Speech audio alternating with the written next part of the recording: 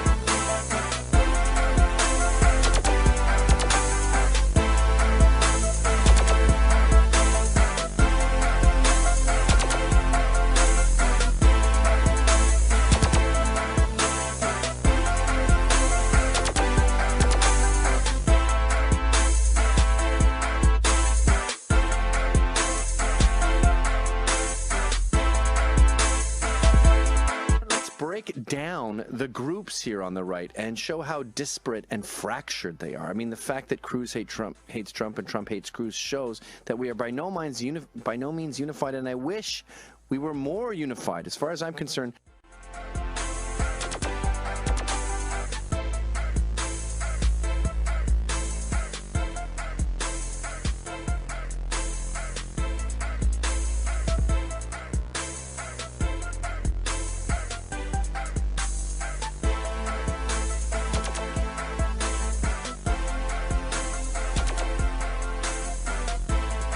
Thank you very much.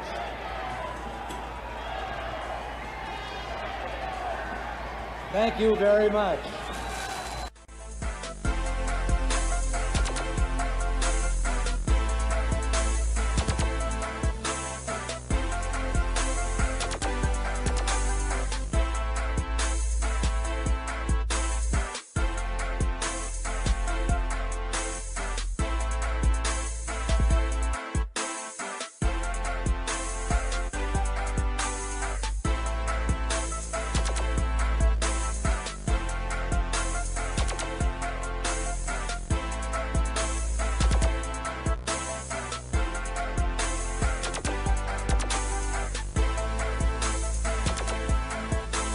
Another recent survey shows that Joe Biden holds a wide lead among black voters in the Democratic presidential race. The survey also offers insights into the ideology of diversity within the black community. For example, 6 in 10 black Democratic voters identify as moderate or conservative. Biden gets 58% support among that group, compared with 14% for Sanders and 8% for Warren. The survey was done by the Washington Post and the nonpartisan research firm Ipsos. I think it's Ipsos. Ipsos. Okay. So, I'm really not too surprised by that survey because, we know that the black community historically is conservative when it comes to social stances on a lot of issues, particularly because of our religiosity. But when it comes to policy, we tend to be more on the liberal side because of the way in which we need to rely on laws in order to protect us from a repressive system.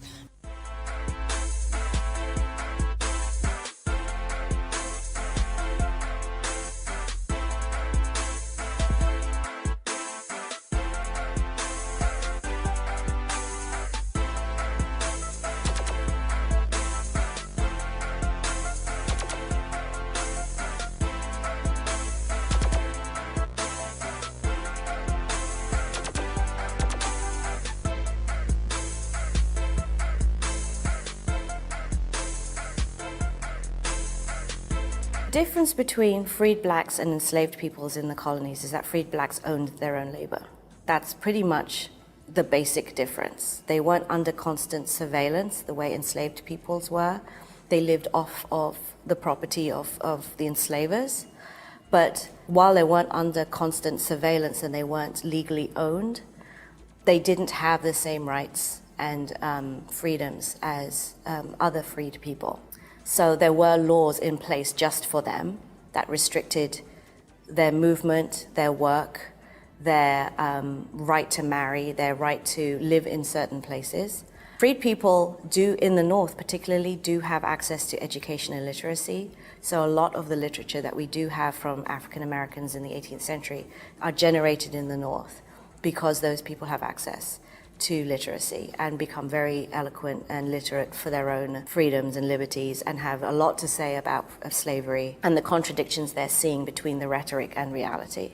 You had these close connections between the enslaved populations and the free black populations. They were living right beside each other. So you can be a free person walking along the street, shopping, and you can run into an enslaved person. And most of the time they did not speak, because there was a very sharply divided community between those who had and those who did not. I think Philadelphia, even more so than Baltimore, you saw that the communities, as they were growing alongside each other, were growing in very different directions. Families like James Fortin did not interact with the enslaved populations. They were educating their children. They were planning to have them be a part of the future. They were building their economies. So what would they have been doing with people who could not read or write?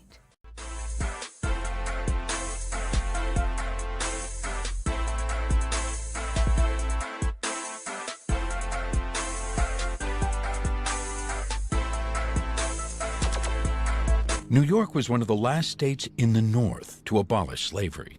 It's a somewhat complicated procedure. In 1799, a gradual emancipation bill is passed, which says that slaves born before July 4th, 1799 are slaves for the rest of their lives. But people born into slavery after July 4, 1799 will be emancipated.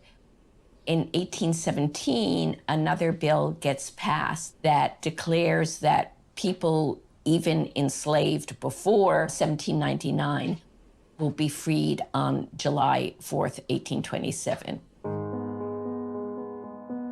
Finally, on July 4th, 1827, 28 years after the state's first emancipation bill, New York's African American communities celebrated their liberation.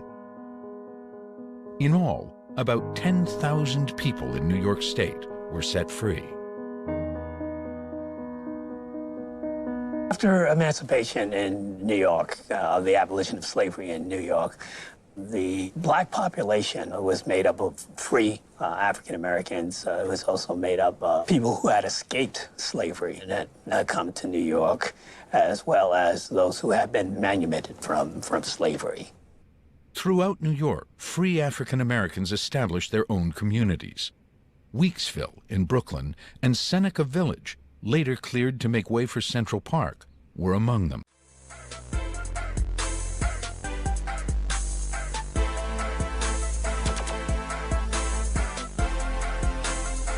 My mother's family has worshiped in this church for generations.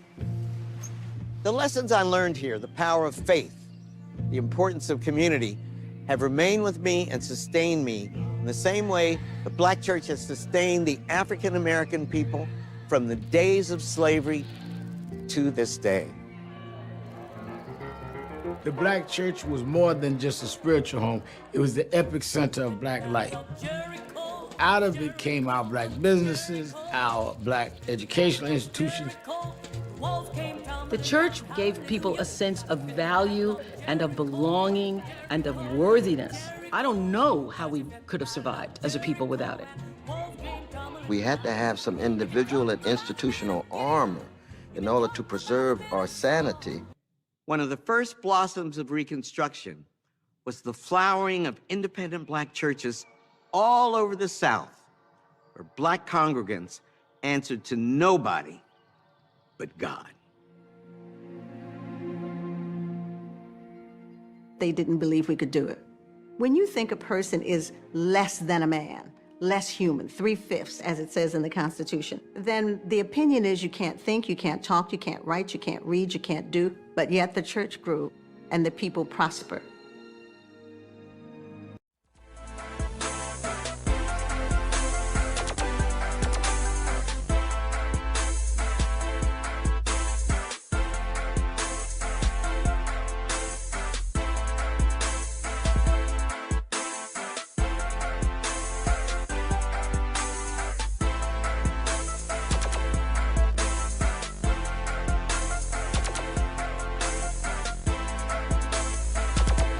Over time, blacks struggled to enter the mainstream of American life. They acquired property and personal holdings. Black entrepreneurs began to exploit markets for fellow blacks as well as whites. By the mid-19th century, Thorny LaFawn became a real estate dealer in New Orleans. His fortune totaled $8 million in today's money. William H. Brown founded the first black bank in Virginia. Junius G. Groves was born a slave in Kentucky, but when he went to Kansas, he became the country's largest individual grower of potatoes. And in Concord, North Carolina, Warren Clay Coleman received financial assistance from wealthy white businessmen to found his Coleman Textile Manufacturing Company. It's a big piece of Houston's history, hidden in plain sight.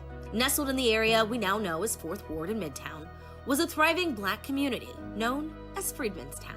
They had to go somewhere, and so they were left to kind of fend for themselves. So in marshy no man's land, they built a community to live freely. The first time I walked along these bricks, I was very emotional. This is where my people decided that they would survive. Holly Charles says its success came despite the odds stacked against them, something she highlighted in a powerful play she produced about the community back in 2017. They built homes together, they had their own hospitals, they had their own music, they had their own way of life right here in Houston, Texas.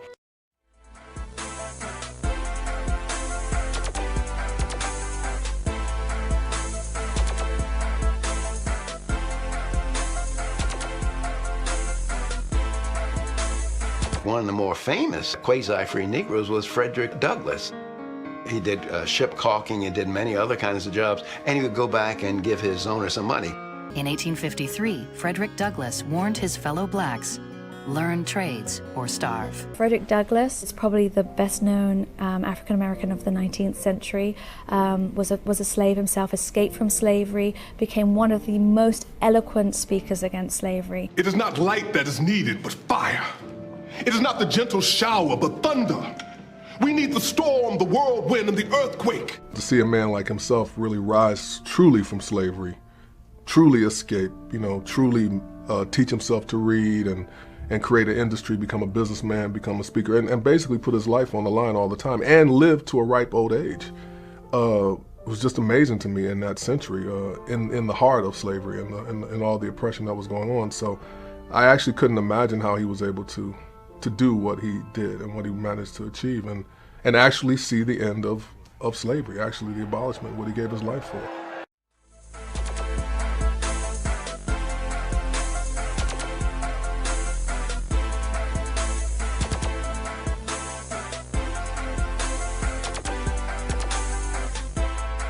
The question is asked and pressed with a great show of earnestness at this momentous crisis of our nation's history. What shall be done with the 4 million slaves if they're emancipated? What shall be done with them?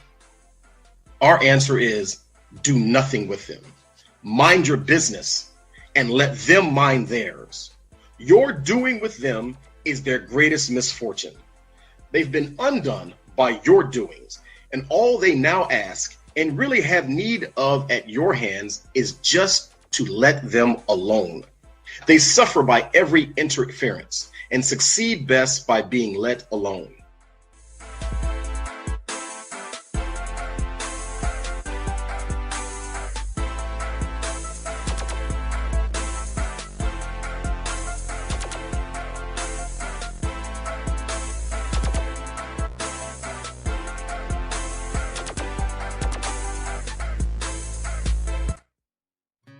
Reconstruction was an attempt to make sure that the former slaves, now free, would become part of Southern society, become part of American society. But as you know, there was all sorts of violence in Mississippi and other places in the South where individuals tried to keep blacks, not enslaved, because you couldn't enslave any longer, but keep them down, keep them suppressed. White Southerners are angry about the loss of the Civil War. For those who lost property, their communities were decimated. They lost the lives of family members and loved ones within their community. Of course there's animus. The richest state in the Union has now crumbled, right? Parts of it have been burned. And so I think quite naturally there's a lot of anger. And Black people and Northerners, they're seen as the ones who are the creators of the downfall of their civilization.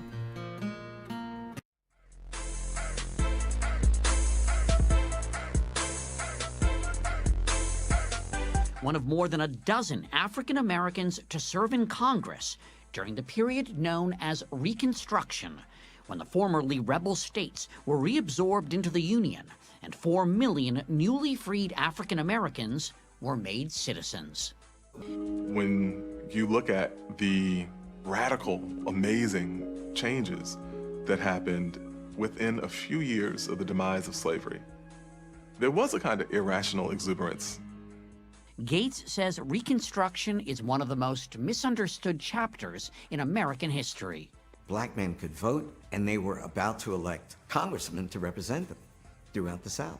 I mean, you go and you ask people on the street who the first Black person was elected to the U.S. Congress, they're going to guess it's the 1960s, the 1970s. And they would never guess it was Hiram Revels from Mississippi. Hiram Rhodes Revels was born free and served as a chaplain to Black regiments during the Civil War. On February 25, 1870, he was sworn in as a senator from Mississippi, an office once held by Jefferson Davis, who left the Senate to become president of the Confederacy. Is this a big national moment? Oh, it's a historic moment, and it's memorialized in the famous Currier and Ives lithograph that shows the first senator and members of the House of Representatives who were African Americans. The famed printing house created this lithograph featuring the African American members of Congress, all of them Southerners, all of them Republicans, in 1872.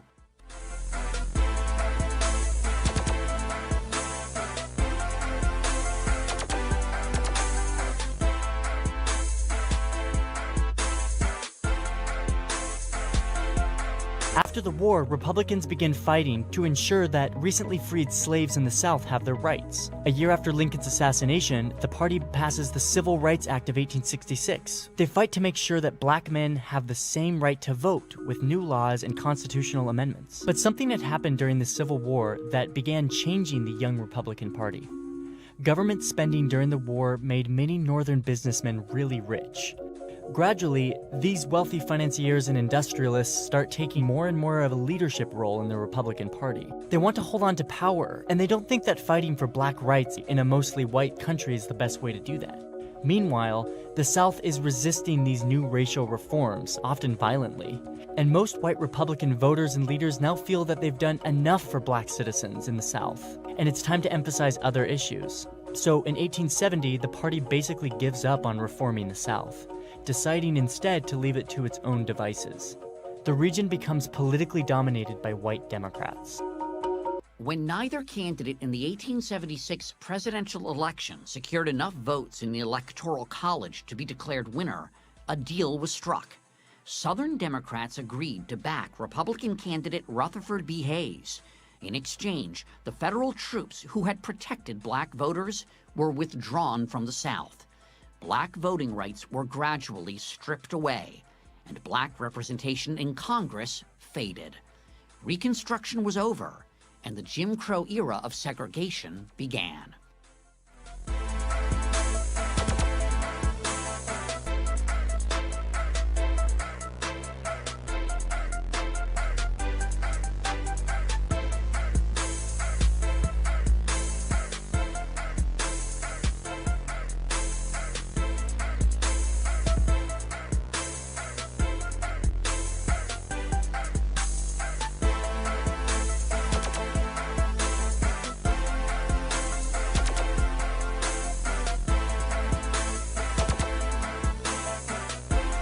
In 1872, a young man set out on foot on a 500-mile journey across the state of Virginia.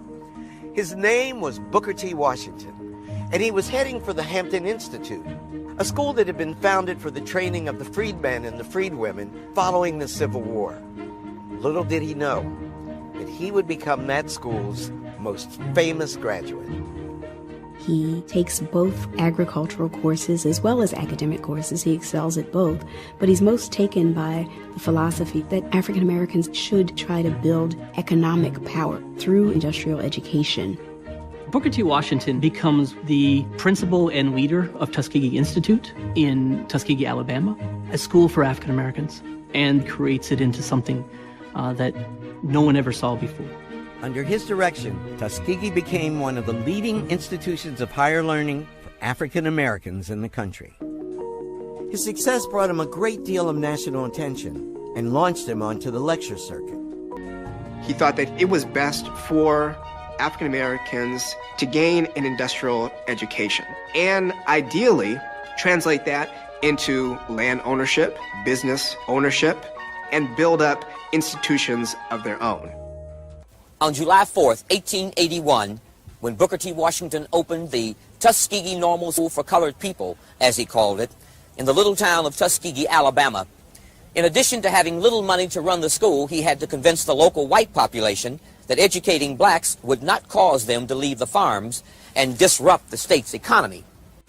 Booker was truly a people-oriented educator, and he saw the tremendous need for the developing black colleges to quit imitating the European universities and the American universities on the eastern seaboard at that time, which have now changed. Many of them have now taken on many of the characteristics that Booker sought, and to educate people in ways that would help them develop, earn a living. He never sneered at career education, as some people do. Well, Booker took a very practical, kind of hard-headed look, and he took the view, as do most people who view people in the round, that earning a living is a part of living, and that black people need very much to have the kind of education that enables them, yes, to answer the important moral and ethical and philosophical questions, yes. Chapel was required here, and he brought in the best speakers from around the country. But equally important, to know how to make a living, to understand the economic system, to make it work for you, not to be ashamed of earning money, to only be ashamed of abusing it, and to be ashamed of being a beggar.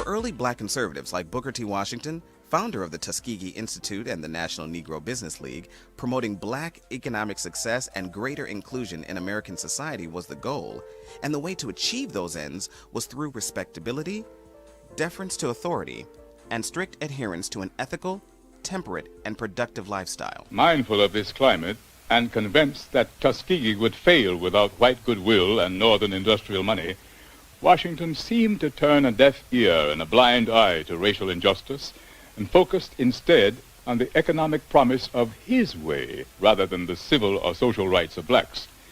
In a 5-minute speech given before a biracial audience at the opening of the 1895 Atlanta Exposition, he condensed his view of race relations in a striking image. In all things that are purely social, we can be as separate as the fingers, yet as one as the hand in all things essential to mutual progress. The speech brought him instant fame. To white America, the Negro he seemed to be speaking for was the Negro it had been waiting for. Segregationists breathed easier, industrialists with an eye on cheap labor flocked to give him support. And as he mixed with mighty tycoons like Andrew Carnegie and Robert Ogden, and even dined at the White House, the ex-slave from Hales Ford struck most blacks as the man who might indeed lead them to the promised land.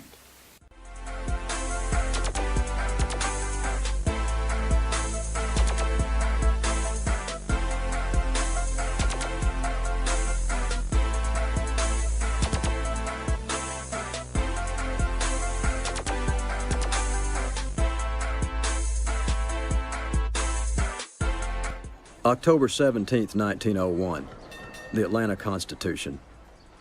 Tonight, just before 8 o'clock, a Negro in evening dress presented himself at the White House door and, giving his name, said that he was to dine with the President.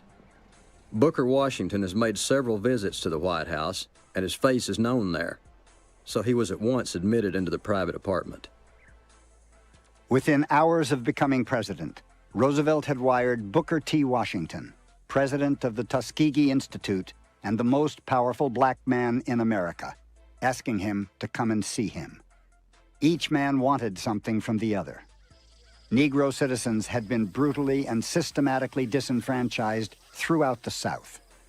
Washington wanted the new president's assurance that he would continue to appoint African Americans to federal jobs and resist those Republicans who wanted to crack the solid Democratic South by turning the party of Lincoln lily white.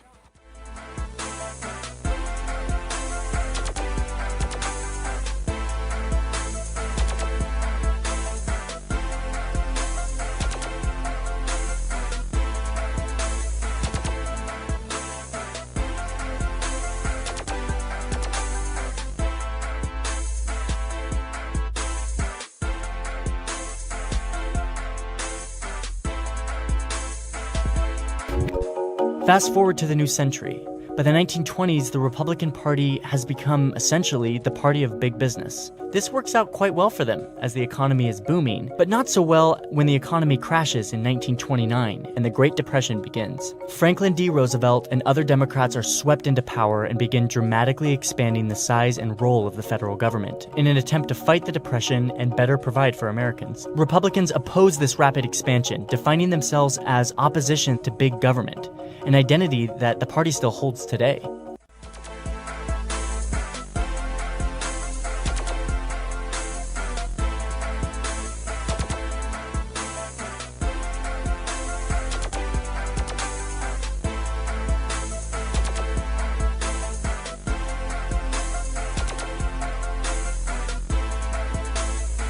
Garvey happened to read Booker T. Washington's autobiography, Up from Slavery. For the first time, the true humiliation and need of a great race spread all over the globe, yet ruled by white foreigners, struck the young Jamaican. Where is the black man's government? He asked himself. Where is his king and his kingdom?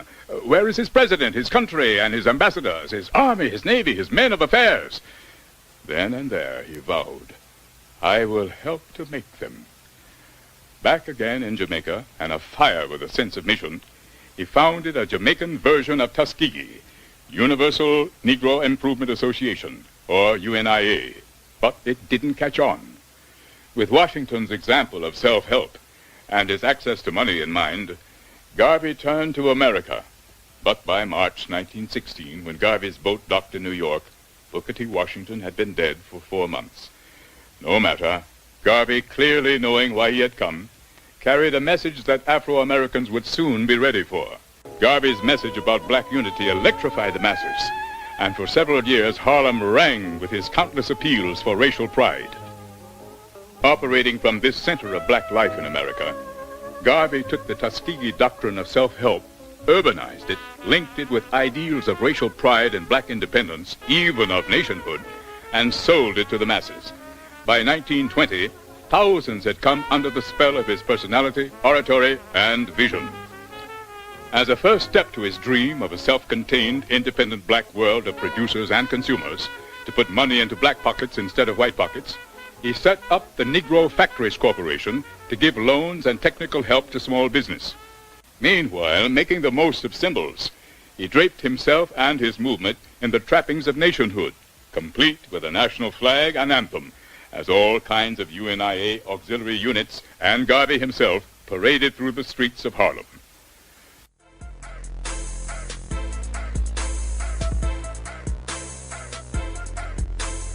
Some of the early philosophy of the Nation of Islam is that black Americans should do for self.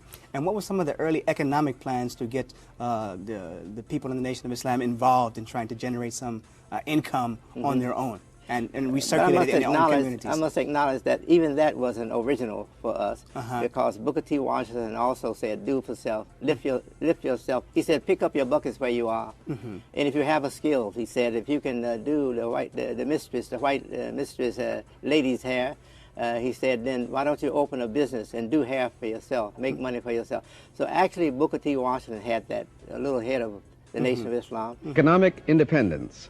Under the leadership of the Honorable Elijah Muhammad, the nation is further along than any other group of African Americans in their attitude toward and pursuit of self-sufficiency. The brothers on the street selling their newspapers are the most obvious form of Muslim economic activity, but certainly not the only one. Their interests are on many levels, and in almost every black community there is a mosque and some form of Muslim establishment. The most prominent, the newspaper Muhammad Speaks, serves to inform, instruct, and link up the members spread across the country, and in addition, provides a source of income for maintaining and beginning other businesses. In addition to providing news with an international scope, Muhammad Speaks supplies Muslim and non-Muslim brothers with on-the-job training. Once more men are trained, the paper is planning to come out twice a week and ultimately daily. Only 9 years old, Muhammad Speaks is now sold in the U.S., Canada, the Caribbean, and Africa. Another aspect of Muslim self-development is education through the University of Islam school system, like this one in Chicago under the direction of Sister Beverly X. The University of Islam teaches regular academic subjects. The thing that makes our school quite different is that we incorporate the spirit of Islam into the lessons and into the teaching. We also do not have the frills that are in the public school system. We eliminate the sport, the play, the rest periods, the snack periods, the free periods, all of these which give to the children nothing. National Secretary John Ali. Well, it is a desire and plan of Mr. Muhammad to make us completely self-sufficient, like other people are. Because the only way you can be independent, you have to be self-sufficient. As he says in good language that we all can understand, we have to take our stomachs out of the white man's kitchen. And so this is one of the significant things about Mr. Muhammad followers. We support ourselves. I mean, in the black community, there are very few or no or nothing that's supported by the black community, because we have not been trained to support ourselves. We support every other activity except ourselves. But the followers of Mr. Muhammad, we have supported ourselves, and that's why we're able to maintain our own private schools. We have our own farms. We have our own newspaper plant. We have our own bakeries and other things, because we do these things ourselves.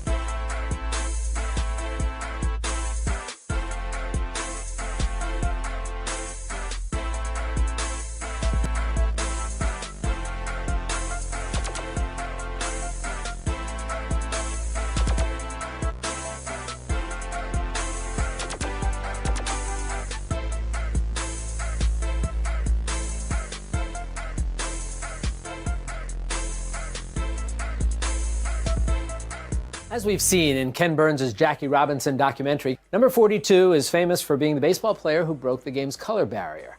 But off the field, Jackie Robinson also became a civil rights leader who aligned himself with the Republican Party. That was until the 1964 election season, where the rise of Senator Barry Goldwater caused him some serious concern. Jackie Robinson retired from baseball at the end of the 1950s. He had a newspaper column, and he started to use that newspaper column initially to talk about sports, but then eventually to start speaking out about politics. He first becomes identified with the Republican Party in the 1960 election when he campaigns for the then Republican candidate Richard Nixon.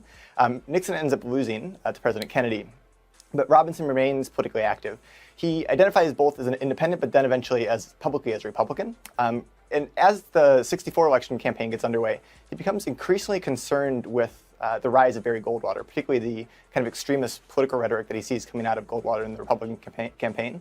And he uses his newspaper column, Jackie Robinson did, to really argue against Goldwater's candidacy, both out of fear for what that could do for the Republican Party, but also what that could do for America.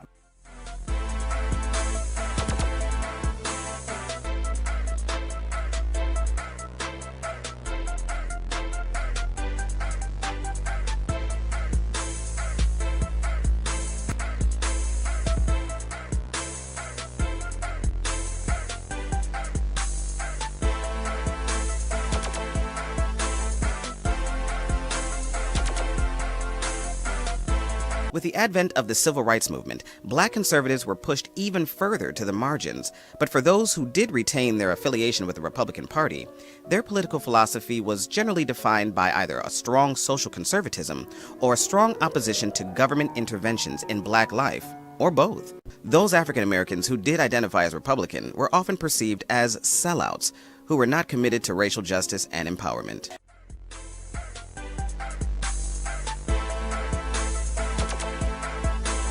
Going into the 50s and 60s, race and the South returned to the forefront of national politics, with the civil rights movement attempting to end segregation and ensure blacks truly have the right to vote. The civil rights debate isn't a purely partisan issue. It's more of a regional issue, with Northerners from both parties supporting it and Southerners from both parties opposing it. Then, in 1964, it's Democratic President Lyndon Johnson who signs the Civil Rights Act into law. And it's Republican presidential nominee Barry Goldwater who opposes it, arguing that it expands government power too much. A massive switch-up takes place. Black voters, some of whom had already been shifting from the Republican Party, convert almost entirely to their new advocates, the Democrats. The white voters in the South, who had been staunch Democrats, start to really resent the big government interference here and in other matters like abortion rights and school prayer. Over the next 3 decades, whites in the South switch to the GOP, which makes the South an overwhelmingly Republican region.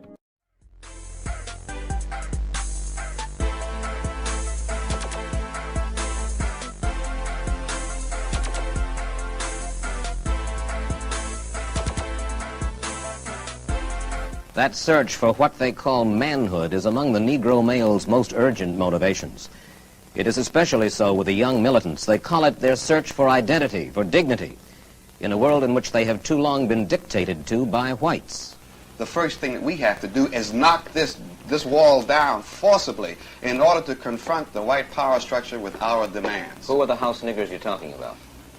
Roy Wilkins, your Martin Luther Kings, your Whitney Youngs. They do not represent the aspiration of the brother who is standing out there on 121st Street and Lenox Avenue now who doesn't even have 2 coins to rub together. I suggest that my good white, so-called good white friends should take this civil rights that they want to give me, they should keep it and give me money and power instead. We're not interested in interracial housing. We don't want your neighborhood. We want ours to be just as good, see? We don't want a store in your neighborhood. We don't want you coming in our neighborhood and open up stores and exploiting us and then go home and throw a bomb if we move next door out in the suburbs. We don't want your schools, but we want our schools to be the highest and the best possible for our black progeny. See, what people don't understand, we are saying and we're not asking, you see? The die is cast, as I said. We're not asking, we're saying this is the way it's going to be. Since Lincoln was supposed to have freed the black man 100 years ago, and today the black man, according to the government economists, has spending power of $20 billion per year.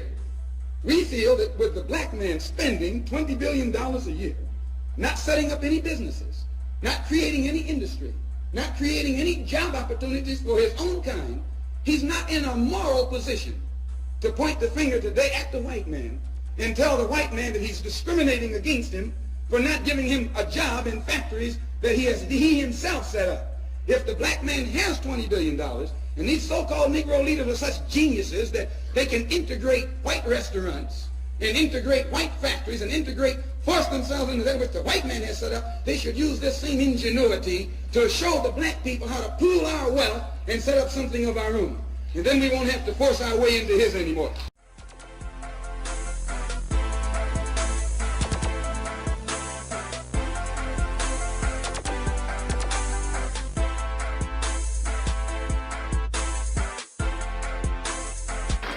And he is beaming, Pat Nixon is beaming. One can't help but think back to 1960 when a tearful Pat Nixon was choking back the emotions. It was a totally different scene, of course, then. Here is possibly one of the most fantastic political comebacks in American history. At age 56, after 22 years of political battle, Richard Nixon had become the most powerful man in the world. He envisioned nothing less than a new world order, with himself as its architect. The greatest honor history can bestow is the title of peacemaker. This honor now beckons America.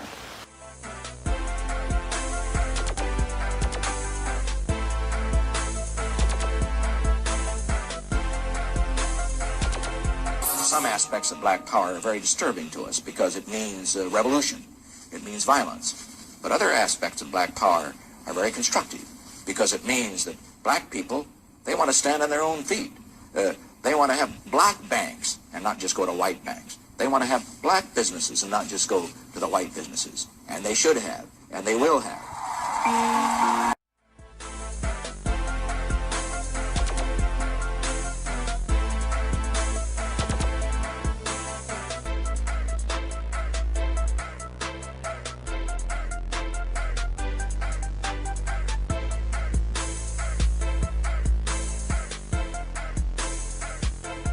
We should deviate from the written question format to the extent of permitting Mr. Roy Innes to come up here and make his statement for 5 minutes, and then we will respond to it and return to the other questions. Mr. Innes.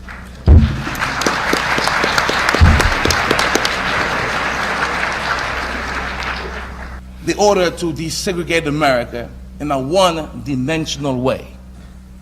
That this must be done exclusively through the means of integration.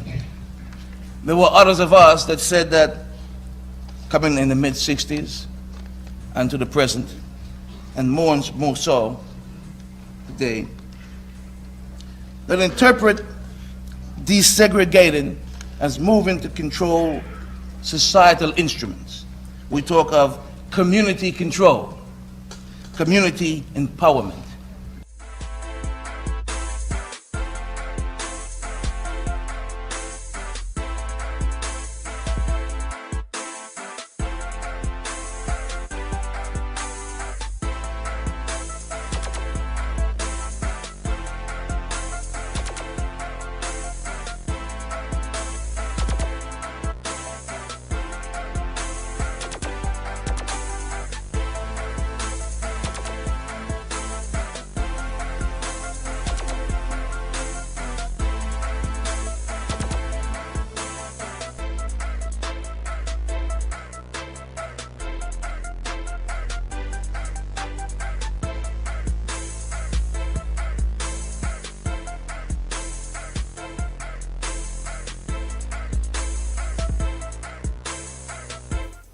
Mr. Innes, would you describe the bill, which the so-called Self-Determination Act, which has been introduced into the Senate by Senator Charles Goodell, the Republican senator? What is the purpose of this bill? What does it seek to achieve for you? It seeks to achieve a level of economic viability that is not now present in black communities. How? By the creation of a community corporation, which will be a centralized coordinating structure. A single one for the whole United States, or no, one for each in town? black communities. the definition of a community being by those individuals living there themselves. The idea is to have a planning instrument, an instrument that can catalyze business development. Something that is missing in our areas now is some instrument that we all can relate to, that membership is open to every citizen in our area.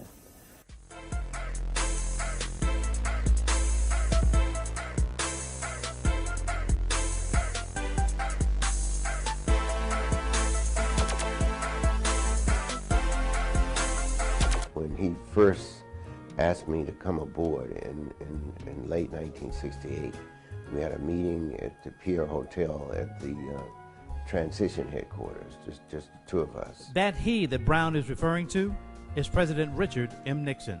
And he asked me to come aboard, and he'd said that at that time that one of the things that he was deeply interested in is what he spoke about during the campaign, black capitalism, we call it then. And he said, I want you as a young black businessman to carry that out. Brown's tenacity paid off. He was able to make the MBE program what it is today, and was also instrumental in starting the North Carolina Institute of Minority Economic Development.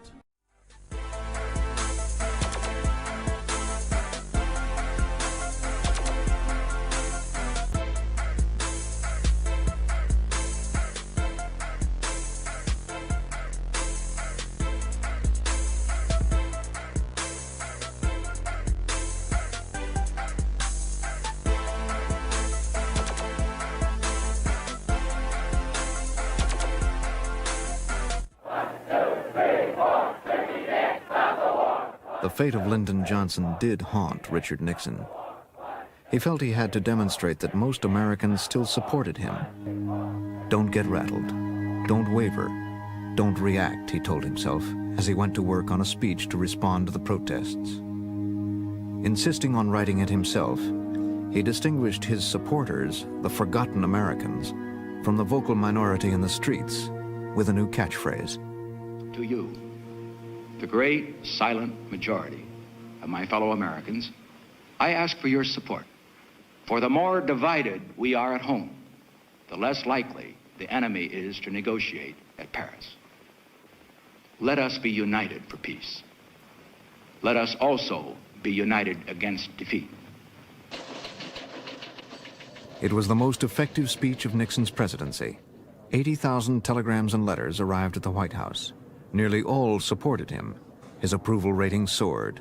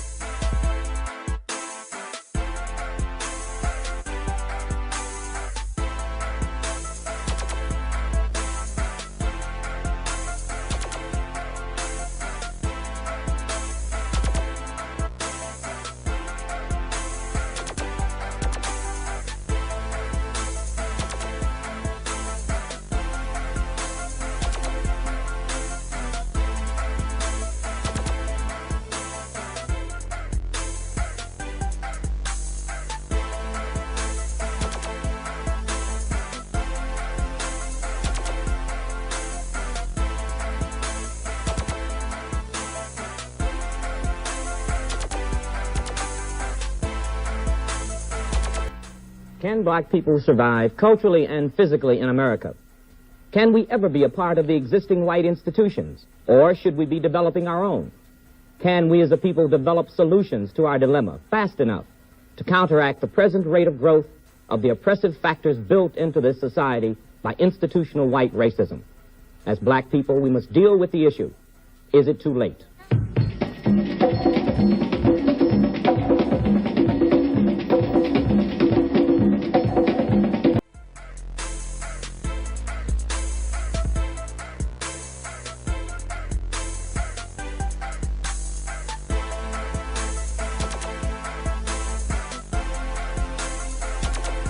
We believe in amassing the collective power of blacks, other minorities, all people, and progressive forces. We seek a radical change in our national priorities, a redistribution of wealth and power, and the creation of a nation of peace and human decency. The National Urban League believes in a pluralistic, open society, one in which black people have the same range of choices and options as any other citizen. The Urban League's action programs are carried out by 100 affiliates across the country, and they serve the minority community that is in need of our programs and our community organization projects. I am dedicated to the proposition that it is still possible to achieve genuine racial justice and meaningful equality among black and white Americans through the social and governmental structures we now have, modified as needed through the democratic process. I believe that the goal of an integrated society, nourished and formed by healthy cultural diversity, is still attainable.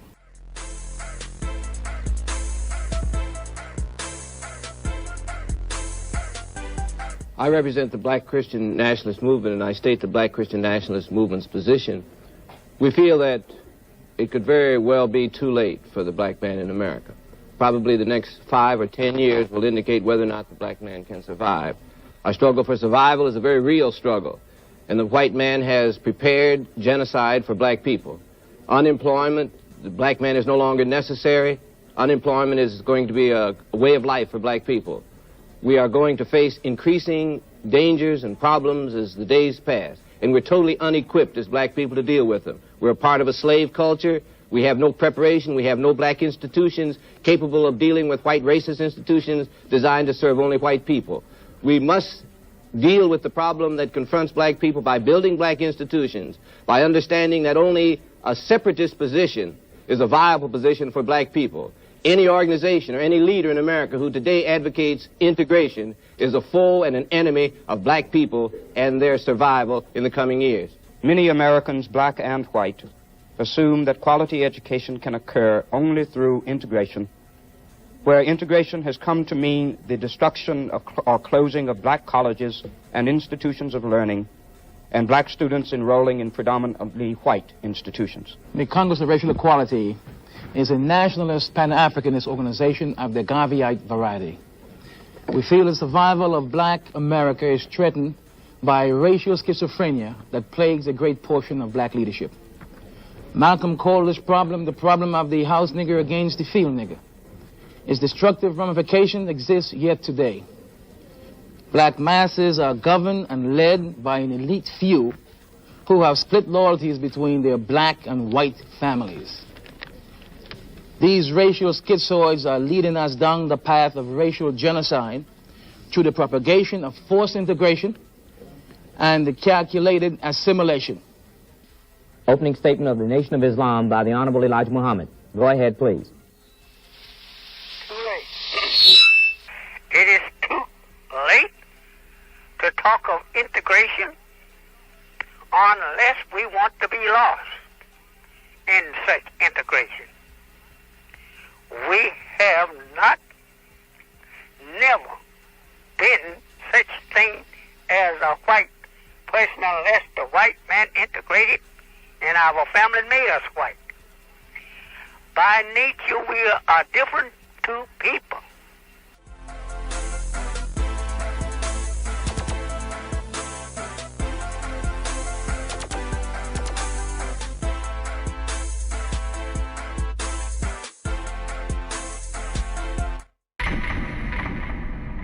It is interesting how everyone assumes that the pro-life movement in America began in 1973 with Roe versus Wade. But we who were around during the civil rights movement and struggle of the 1960s, we know that the first anti-abortion groups were organizations like the Black Panthers, the Nation of Islam, and other community organizations. These folks were speaking out against both birth control and abortion long before the contemporary pro-life groups of today existed. Those whom we could not get rid of in the rice paddies of Vietnam, we now propose to exterminate if necessary, eliminate if possible, in the OB wards and gynecology clinics of our urban hospitals. Jesse Jackson, 1971. Black people are the target of birth control, not because the ruling politicians like them and care about their economic equality, but because they hate them and can no longer use them in plantations and other cheap labor conditions. Muhammad Speaks, the Black Muslim newspaper, 1970. I believe the entire question of abortions is just one more in the continuous series of events to eliminate the black population. Father George Clemens, Jet Magazine, 1973. The abortion law hides behind the guise of helping women, when in reality it will attempt to destroy our people. Brenda Hyson, New York Chapter, Black Panther Party, July 1970.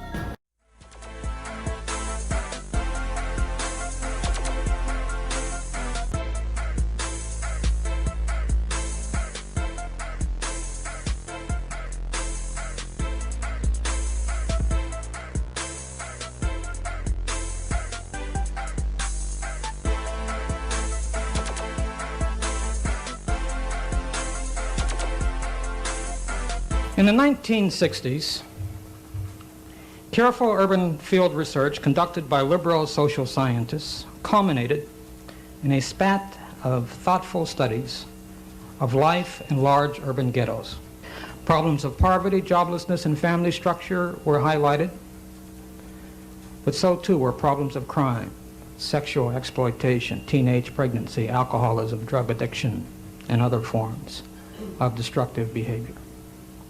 The 1960 research studies made it clear that ghetto behavior, which was said to be ultimately destructive to individuals and families, was at bottom a problem generated by the systematic blockage of opportunities.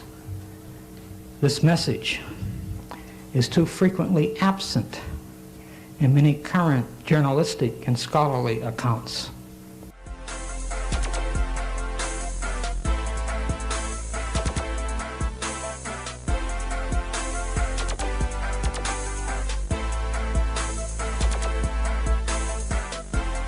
Culture and economics are inseparably intertwined. Certain economic systems allow families to thrive. Thriving families make market economies possible. You cannot separate the two. It used to be possible to deny this, but it's not anymore. The evidence is now overwhelming. How do we know? Consider the inner cities. 30 years ago, conservatives looked at Detroit and Newark and many other places, and they were horrified by what they saw. Conventional families had all but disappeared in poor neighborhoods. The majority of children were born out of wedlock. Single mothers were the rule. Crime and drugs and disorder became universal. What caused this nightmare? Well, liberals didn't even want to acknowledge the question. They were benefiting from the disaster in the form of reliable votes. Conservatives, though, had an explanation for inner city dysfunction, and it made sense. Big government. Decades of badly designed social programs had driven fathers from the home and created what conservatives called a culture of poverty that trapped people in generational decline. Well, there was truth in this, but it wasn't the whole story. How do we know? Well, because virtually the same thing has happened decades later to an entirely different population. In many ways, rural America now looks a lot like Detroit. This is striking because rural Americans wouldn't seem to have very much in common with anyone from the inner city. The groups have different cultures, different traditions, different political beliefs. Usually they have different skin colors. Rural people are white conservatives mostly. Yet the pathologies of modern rural America are familiar to anyone who visited downtown Baltimore in the 1980s. Stunning out-of-wedlock birth rates, high male unemployment, a terrifying drug epidemic. Two different worlds, similar outcomes.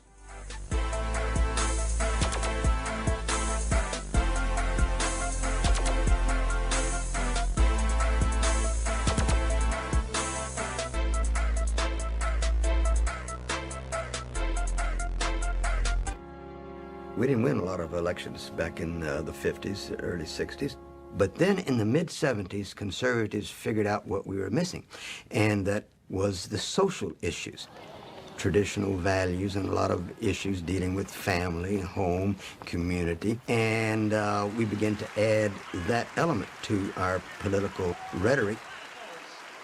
And the perverts, and the liberals, and the leftists, and the communists coming out of the closets, it's time for God's people to come out of the closets, out of the churches, and change America.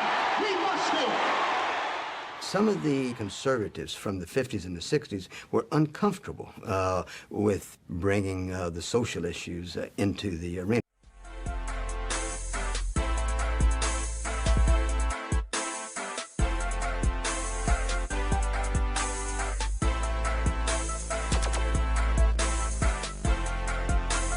Here's how I would approach that issue as a statistician or a political scientist, or no, as a psychologist, which I'm not, is how abstract you handle the race thing. In other words, you start out, and now y'all aren't quoting me on this. I won't hear it. You start out in 1954 by saying nigger, nigger, nigger. By 1968, you can't say nigger. That hurts you, backfires. So you say stuff like force busing, states' rights, and all that stuff. And you're getting so abstract now, you're talking about cutting taxes and all of these things you're talking about are totally economic things, and the byproduct of them is blacks get hurt worse than whites.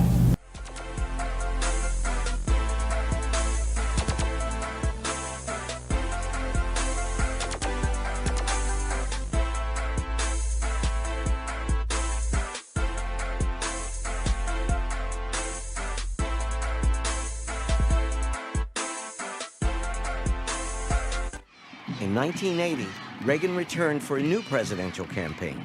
He was still calling for welfare reform, but now he was doing so as part of a much broader message.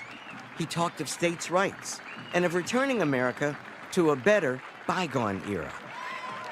While his message had a powerful appeal to many African Americans, it seemed like a thinly veiled attack on the progress made since the Civil Rights Movement. He runs on this campaign that's like, listen, we're going to actually make America great again. And then implicitly in that is the idea that making America great means we basically have to kind of put black people in their place. We are taking our country back. We're making it great again. Reagan was setting that tone, and black folk were saying, anytime Whitey Leaf's talking about taking their country back, you know what they mean. They coming at us with intensity.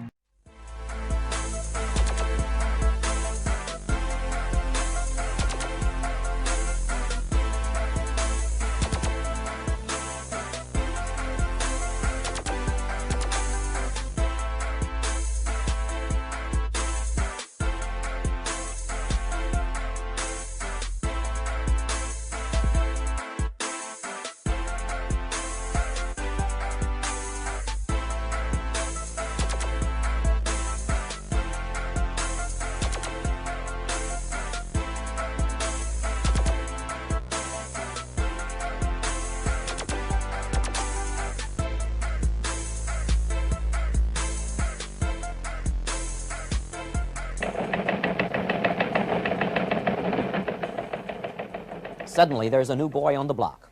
Not only did the Reagan victory diminish the power of the old professional black leader group, but a new black leadership force simultaneously started offering new and different solutions.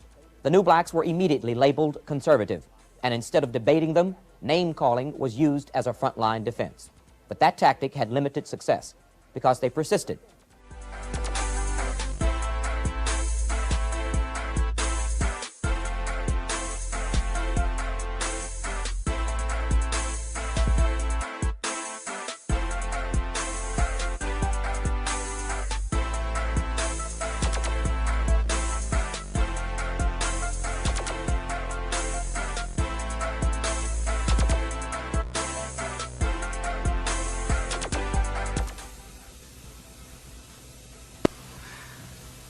This is really an historic opportunity. The economic and social advancement of blacks in this country is still a great unfinished task. The methods and approaches for dealing with this task have become familiar over the past few years, and they demand re-examination for at least two reasons. First is the effectiveness of these approaches has been ever more seriously questioned in recent years. There's growing factual evidence of counterproductive results from noble intentions. Some of that factual evidence will be presented here tomorrow. In addition, numerous political trends in recent years indicate declining voter and taxpayer support for these approaches to which some of the older and more conventional black spokesmen, in quotes, remain committed.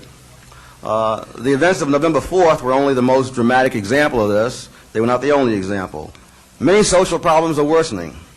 Continued disintegration of families, rising numbers of broken homes, 1/3 of all black homes now. A skyrocketing unemployment rate among black youths, 5 times as high in the late 1970s as in the late 1940s. Runaway crime rates, of which blacks are the chief victims. There are more blacks murdered every year than whites in absolute numbers. There's also a threat of a permanent underclass whose problems seem immune to prosperity, to equal opportunity, or to the advancement experienced by other blacks. Look, your man won. He won the election. But you have to ask yourself, was it really a landslide, or did Carter lose it? Was it a vote against Carter, or a vote for Reagan? Help us either improve our condition in the ghetto, help us improve our schools so we don't need to be bused, help us improve our housing so that we're willing to stay there, help us do for ourselves. What do we want? We want everything anybody else has. Are we willing to work for it? Yes. How can you help? Those of you who are going to control, those of you who are going to influence the next 4 years in our country. You can invest in minority enterprise. I believe in capitalism. I said earlier that I believe in capitalism. And you've got, ladies and gentlemen, the finest. I have become convinced. I'm not yet converted, but I've become convinced, as I've attended this session over this weekend, that you have the potential here among you to exercise a kind of influence that 4 years from now, those of us who are Democrats will say that the Republicans did better by blacks than the Democrats did.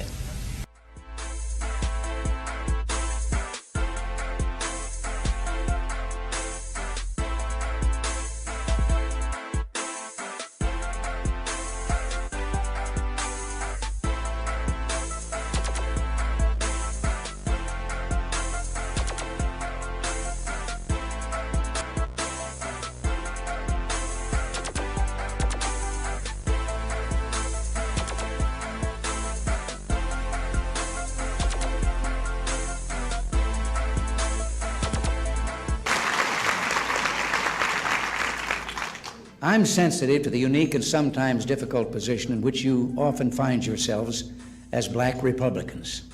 What you're doing takes great vision and true courage.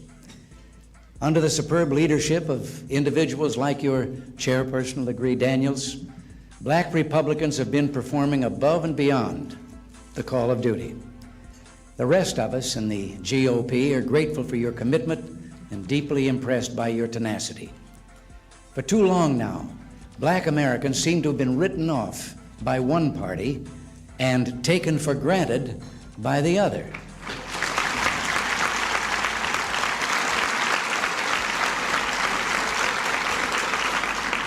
And for the vast majority of black Americans, that's been a strictly no-win situation.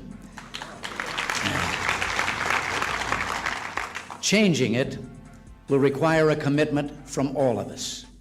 So tonight, I want you to know that the Republican Party stands ready and willing to reach out to black Americans.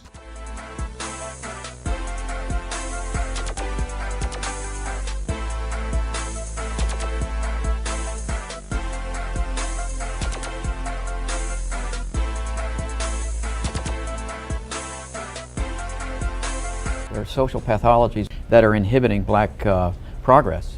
They're really moral cultural problems that cannot be addressed by legislation. And I think that's going to create a lot of frustration for people because they'll want a political solution to a problem that's really moral and cultural.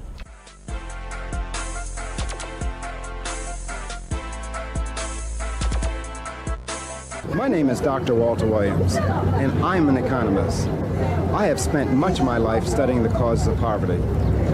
I broke out of the North Philadelphia ghetto nearly 30 years ago, and so did most of my friends.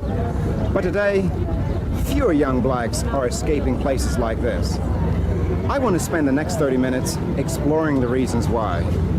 For believe it or not, to a considerable extent, the government is the culprit. It is the government with its hundreds of billions of dollars. It is the government with its thousands of programs.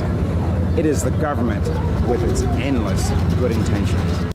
Robert Woodson, president of the National Center for Neighborhood Enterprise. Do you think that Mr. Reagan's presidency has been a good period or a bad one for American blacks?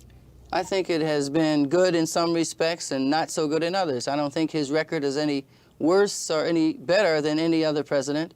I think he has done something, though, that would have an overall beneficial effect, and that is Mr. Reagan has said that the federal government is no longer to be viewed as the Moses to deliver black folks or anybody. Kay James has been active in the pro-life movement as a volunteer here in Virginia since 1978. She's worked in alternatives. She has worked in all aspects of the pro-life movement. She joined the National Right to Life Committee in May of 1985 as the Director of Public Affairs. She supervises outreach programs, acts as media liaison, and assists with legislative efforts. She's appeared on numerous local and national television programs, including Today, Nightline, and Oprah.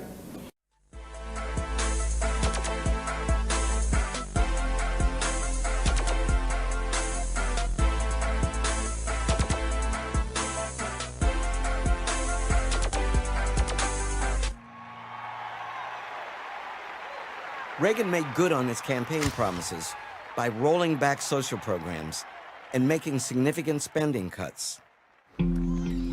His policies had immense consequences for America's already struggling inner cities, as the lack of federal support made the job of black civic leaders all but impossible.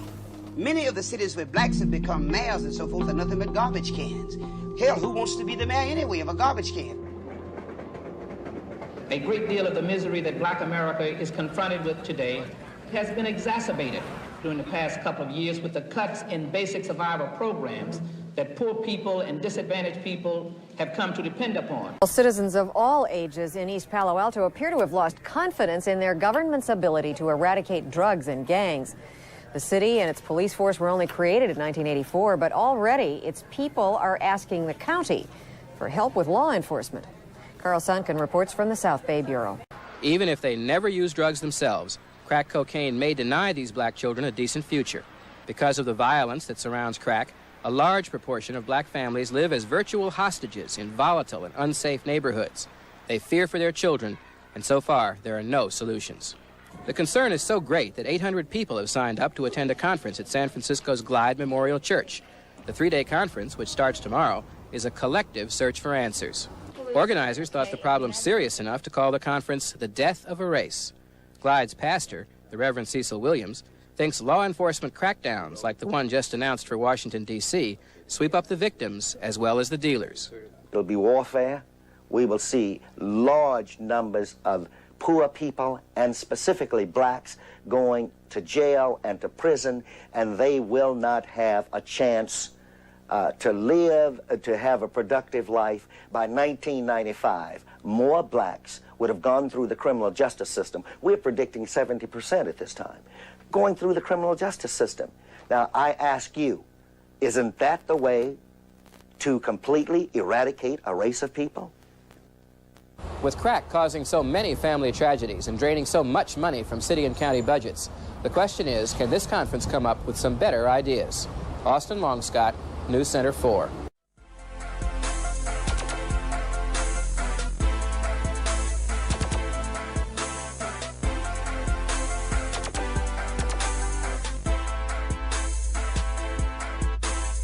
There's been a lot of talk about the class struggle in the black community and how, you know, the black middle class is moving further and further away from the interest of the black underclass, as it's called erroneously, I think, but called the underclass. First of all, I think all black Americans, and I've said it repeatedly, feel fragile right now.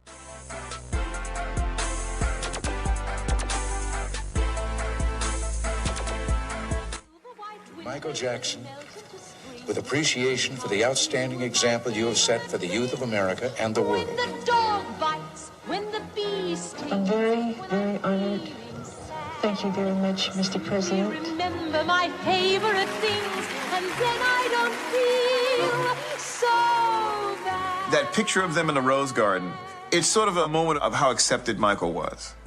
That Michael was that, a conservative Republican president would want to be seen shaking hands with Michael Jackson in the Rose Garden at that time was profound. As high as North Dallas. And as city leaders continued to neglect South Dallas, it became an inevitable breeding ground for drugs. Today, the police call it a war zone. They told me South Dallas. They estimate that the crack houses in South Dallas take in more than $500,000 a day. The drugs are thousands of arrests. The police admit that they rarely capture the kingpins who control drugs in Dallas.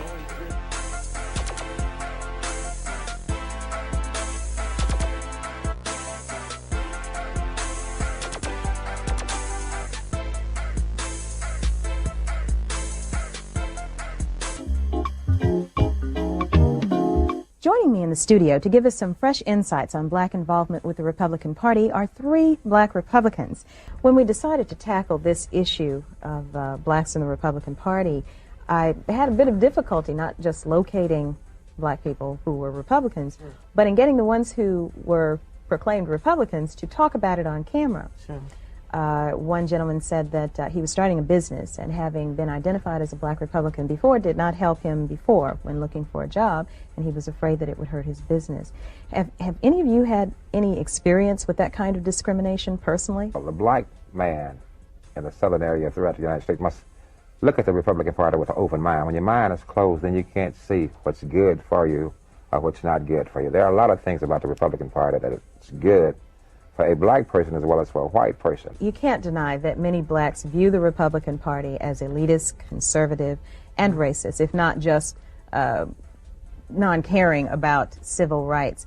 With your involvement with the party, Mr. Brown, have you found that to be true? We're simply saying that we must keep the door of opportunity open for our black community, and that's what we're committed to doing.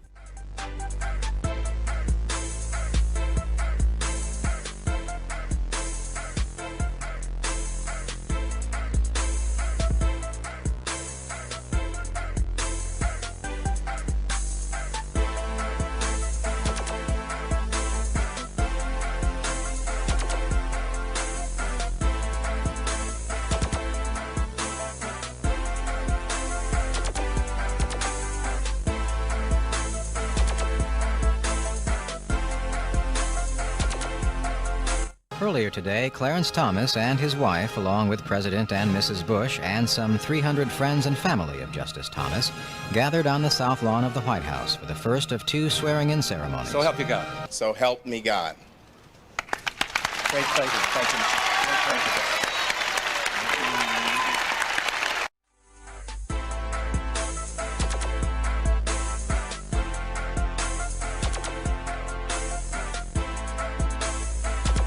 Happy New Jersey rally was more than Bill Clinton's night. It was the Democratic Party, out of power for 20 of the last 24 years, confident that at last it's going to win.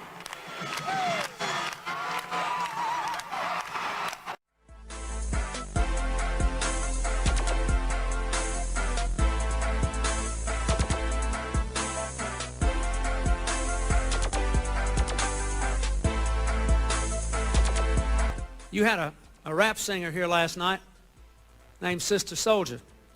I defend her right to express herself through music. But her comments before and after Los Angeles were filled with the kind of hatred that you do not honor today and tonight.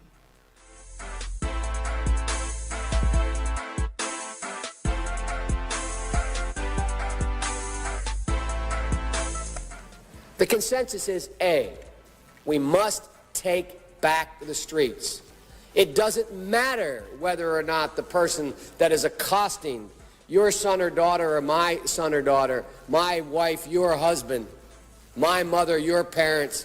It doesn't matter whether or not they were deprived as a youth. It doesn't matter or not whether or not they had no background that enabled them to become socialized into the fabric of society. It doesn't matter whether or not they're the victims of society. The end result is they're about to knock my mother on the head with a lead pipe, shoot my sister, beat up my wife, take on my sons.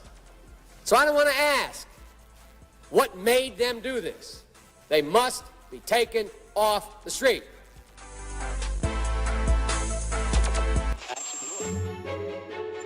How many years have you gone without a job? I can't think how long. It's been a long time.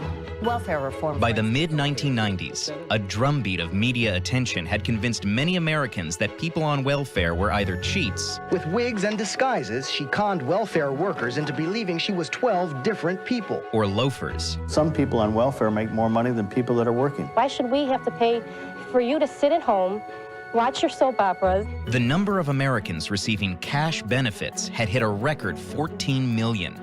And Republicans wanted radical change. They create a culture of poverty and a culture of violence which is destructive of this civilization. So how did a Democrat become the one to do away with this once sacred entitlement? Today we are ending welfare as we know it.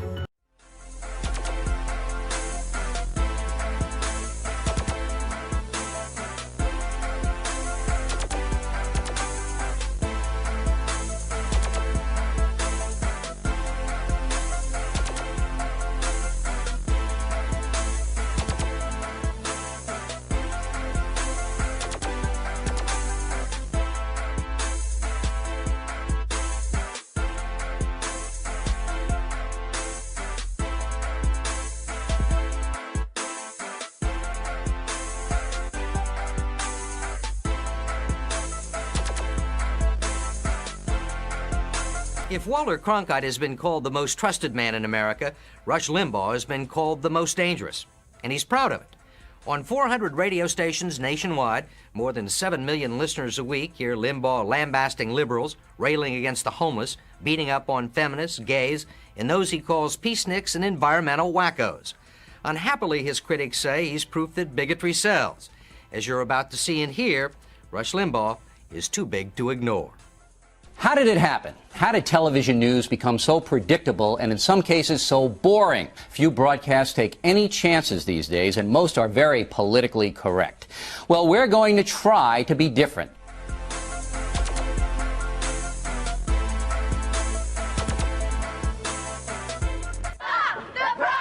On one side, there are people like these college students who oppose Proposition 209, the measure that would end affirmative action in California. On the other side, people like San Diego contractor Michael Cornelius, who says affirmative action is unfair. He counts the damage from lost jobs. Over the past 5 years, I've probably lost 15 to 20 contracts. Contracts, he said, went to minority firms instead, a loss of $25 million for Cornelius. Proposition 209 would end all race and gender considerations in public education, government contracts, and hiring. Pat Ewing leads the opposition. This will just devastate and gut all the laws necessary to have equal opportunity in the state of California for everyone. Ward Connerly, with backing from the Republican Party, is point man in the campaign to end affirmative action. When you give a preference to one American because of the color of his or her skin, or because of their national ancestry, that is discrimination. The problem was racial quotas. It is a war of emotion, with both sides saturating the airwaves. $3 million spent to persuade the 1 in 10 voters who remain undecided. Persuade them how to define fairness. Don't be fooled.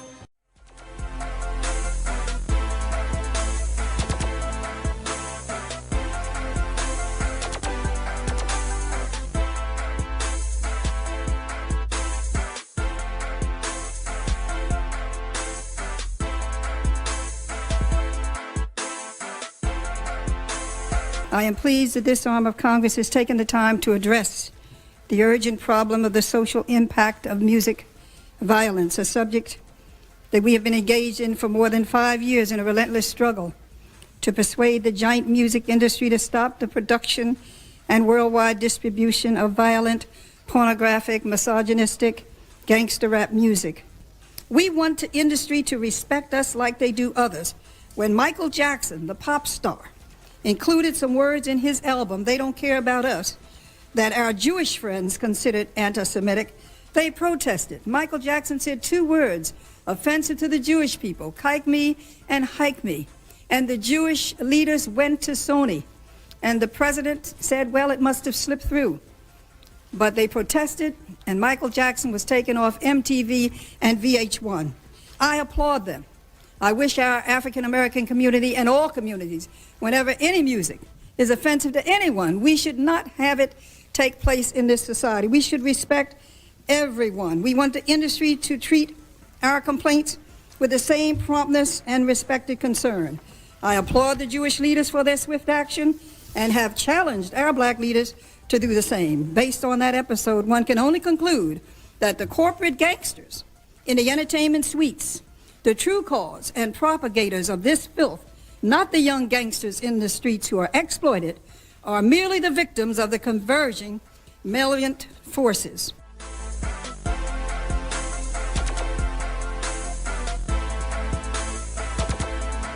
The Commission has concluded that a properly regulated system of legal immigration is in the national interest of the United States. I urge the Congress to adopt tough policies needed to verify employment authorization. What the Commission is concerned about are the unskilled workers in our society in an age in which unskilled workers have far too few opportunities open to them. When immigrants are less well-educated and less skilled, they may pose economic hardships for the most vulnerable of Americans, particularly those who are unemployed or underemployed. And the Commission sees no justification to the continued entry of unskilled foreign workers unless the rationale for their admission otherwise serves a significant national interest, as does the admission of nuclear family members and refugees.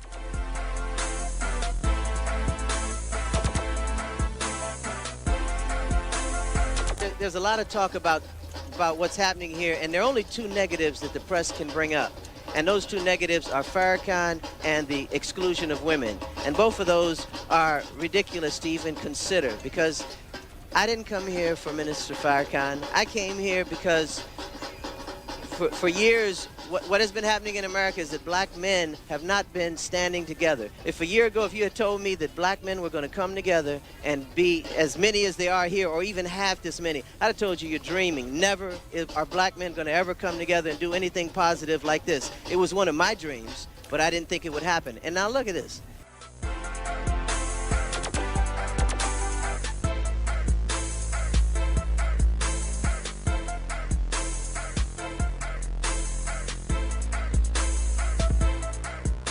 I, George Walker Bush, do solemnly swear that I will faithfully execute the office of President of the United States. that I will faithfully execute the office of President of the United States And will, to the best of my ability, and will, to the best of my ability, preserve, protect, and defend the Constitution of the United States. preserve, protect, and defend the Constitution of the United States. So help me God. So help me God. Congratulations.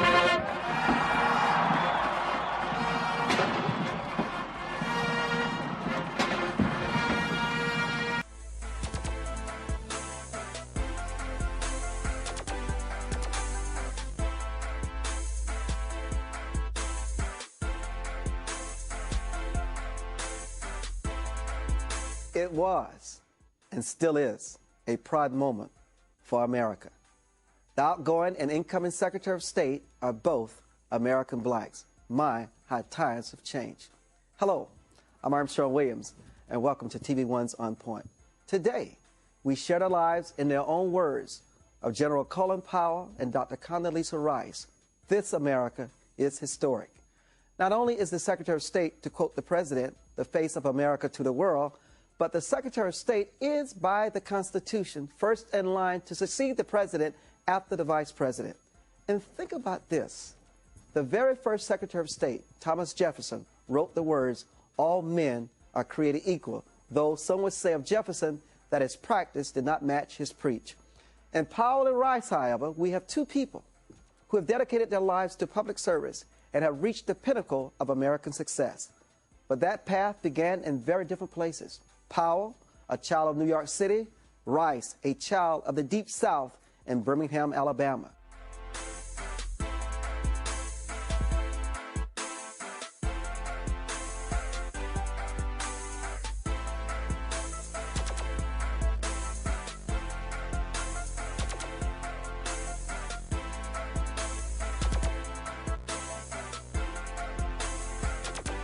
we're taking a look at the life and career of Jay-Z. While Jay-Z may be known for his rapping techniques, he is also a businessman who has his own management company, clothing line, and is part owner of the NBA's New Jersey Nets. Despite humble beginnings, he has gone on to become one of the most successful hip-hop artists and entrepreneurs of our time.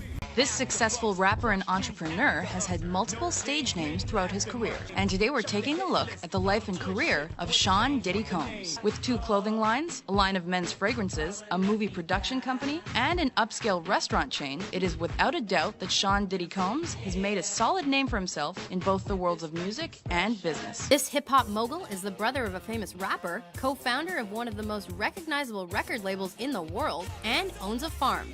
After years of success, Simmons sold his share of Def Jam to Universal Records for over $100 million in the year 2000. In 2004, he sold Fat Farm for $140 million. By 2011, he was worth an estimated $340 million.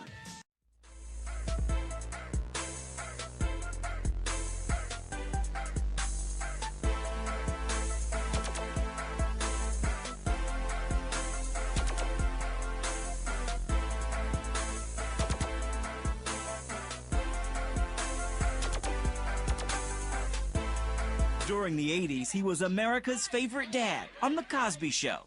But the television icon surprised many with the role he took in 2004 away from all the lights and cameras. It was at the NAACP banquet celebrating the 50th anniversary of Brown versus the Board of Education.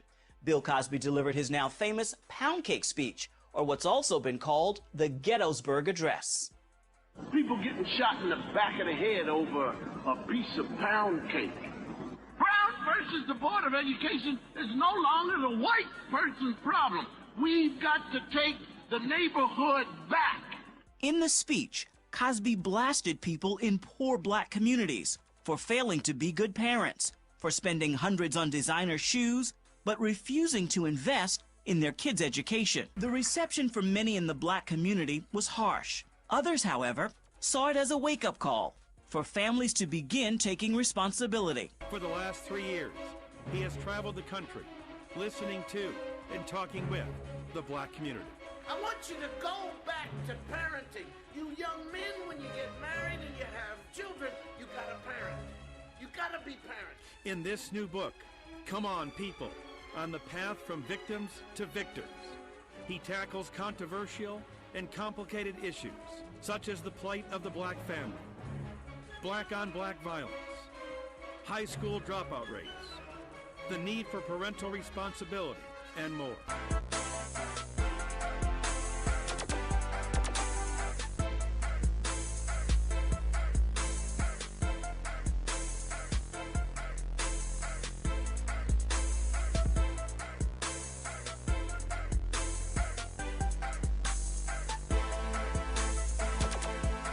Talking Point said last night the election of Barack Obama has emboldened secular progressives who feel it is their time. Gay marriage, just the beginning. Other culture war issues will also be on display very shortly. These include limiting gun possession, legalizing narcotics, unrestricted abortion, and the revocation of the Patriot Act. But it is the gay marriage issue that has ignited the anger and fear now, including some racial tension. African-American voters turned down gay marriage 70-30 in California. That prompted gay activist Wayne Besson to write an article criticizing the black community. Quote, "There is something particularly galling and repugnant about people who have felt the sting of discrimination turn around and step on another minority. What happened at the ballot box feels like a personal betrayal and the hijacking of history," unquote.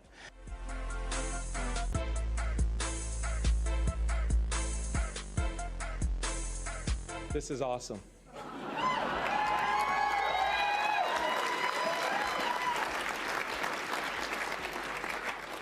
It is with a great deal of humility and a sense of service that I accept and appreciate and thank all of you for the opportunity to serve as the next national chairman of our very proud, our very strong, and our very, very hardworking Republican National Committee.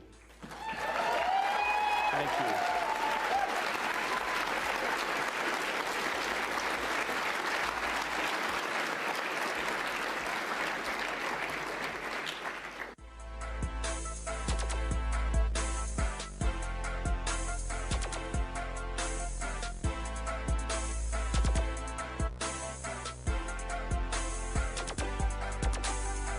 This is Michael Steele, the official leader of the Republican Party, saying this about Rush Limbaugh to D.L. Hughley. Let's put that up if we can. Ready? The graphic. It goes something like this. I'm the leader of the Republican Party. Rush Limbaugh is an entertainer. His whole thing is entertainment. Yes, it's incendiary. Yes, it's ugly. But again, I'm the leader of the Republican Party. That's probably the most interesting part of that. Now, just about an hour ago, Rush Limbaugh responds to Michael Steele. It's good. Listen to this. It's time, Mr. Steele, for you to go behind the scenes and start doing the work that you were elected to do instead of trying to be some talking head media star, which you're having tough time pulling off. I hope you figure out how to run a primary system. But it seems to me that it's Michael Steele who is off to a shaky start. Now, Mr. Steele, if it is your position as the chairman of the Republican National Committee that you want a left-wing Democrat president and a left-wing Democrat Congress to succeed in advancing their agenda, if it's your position that you want President Obama and Speaker Pelosi and Senate Leader Harry Reid to succeed with their massive spending and taxing and nationalization plans, I think you have some explaining to do. Why are you running the Republican Party? CPAC Communications Director Ian Walters at Reagan dinner. Quote, we elected Mike Steele as chairman because he was a black guy. That was the wrong thing to do. He followed up. Comment was met with gasps at our table. And joining me now on the phone from CPAC is Michael Steele. Michael, thank you very much for calling in. I appreciate it on short notice. So how did you hear about this comment and what was your reaction? I was finishing up my radio program on Sirius XM, and it came across my phone. Someone came running up to the table and said, have you seen this? Right in the middle of a conversation I was having with one of our guests, and I looked down at my phone, and of course I had one of those moments where you just go, what the?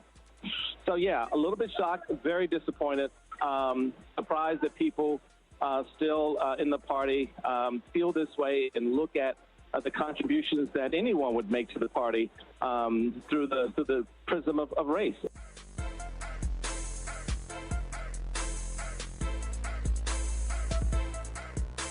The biggest Mitt Romney surrogate, during the campaign. Sununu called President Obama lazy. Now, you know Sununu. You know him for a long time. You don't think Sununu's a racist, do you? No, I didn't call him a racist. No, but you said that wording sends the code. It does.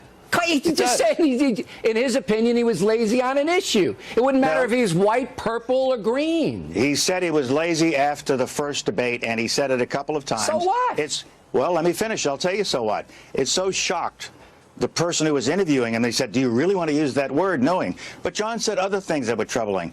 He said, the president wasn't a real American. What is that supposed to mean to somebody? What do you mean he's not a real American? But it was in the heat of the campaign. He's a partisan. I'm not defending Sununu's choice of words. I'm not. Okay. All right? All right. I'm not defending it. But I'm saying to you, I know Sununu. You know Sununu. He's not a racist. I do like the fact that Colin Powell's boss, George Herbert Walker Bush, has endorsed Mitt Romney all along. And frankly, when you take a look at Colin Powell, you have to wonder whether that's an endorsement based on issues or whether he's got a slightly different reason for preferring President Obama. What reason would that be? Well, I think when you have somebody of your own race that you're proud of being president of the United States, I applaud Colin for standing with him. General Powell has been, in his books, quite candid about him using affirmative action to succeed, all right? And Barack Obama did use affirmative action to, be educated and something like that. Do you think that there's any racial business here? No. Because does that mean that if Mike Huckabee supports you, is there racism? Absolutely not. I didn't say racism. I said racial connection because it's an identifiable path. I understand what you're trying to say there, Bill, but I think it's disrespectful. I think it's disrespectful to General Powell. It's disrespectful to the president. You cannot take, especially, can't take such a pedigree and try to dilute it to pigmentation and not all the competence of the president. You don't think shared experience enters into General Powell's You're telling me that if President Obama had not done a good job, that Colin Powell, General Powell, would have supported President Obama regardless? Absolutely not true. No, I'm saying that he might be cutting him a little more slack.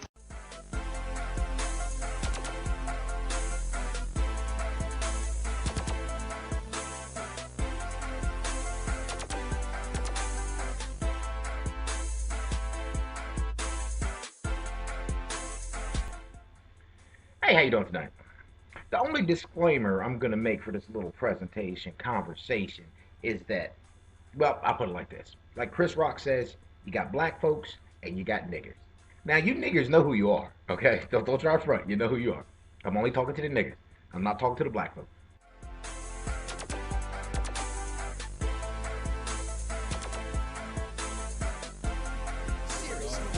Everybody, you had 1 year where you done steal somebody's iPad. You didn't look at the motherfucking news. For those of you didn't look at the news.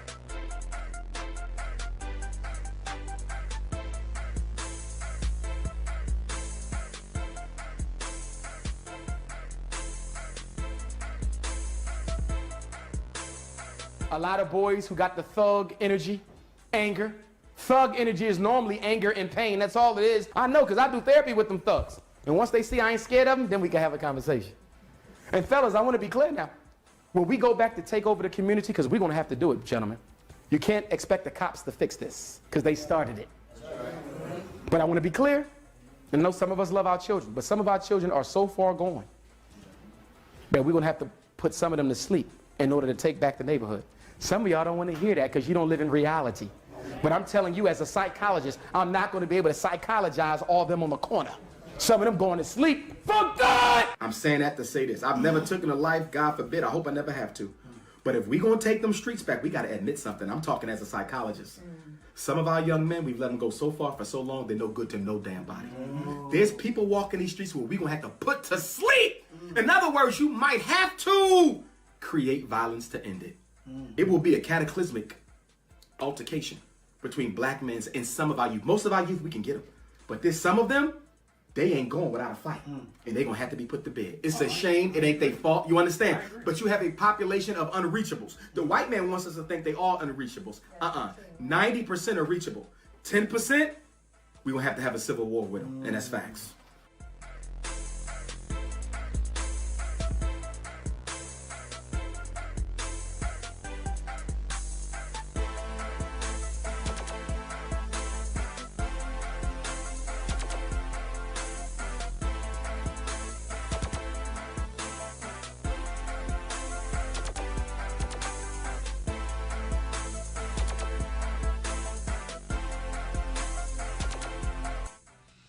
And I am conservative.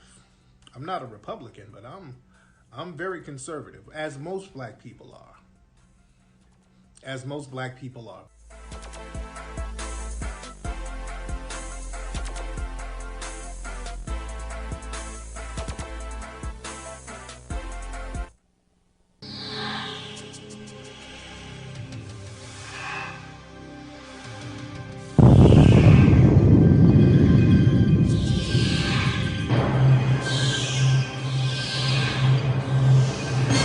I come to you this morning to talk to you about something that's very close to my heart.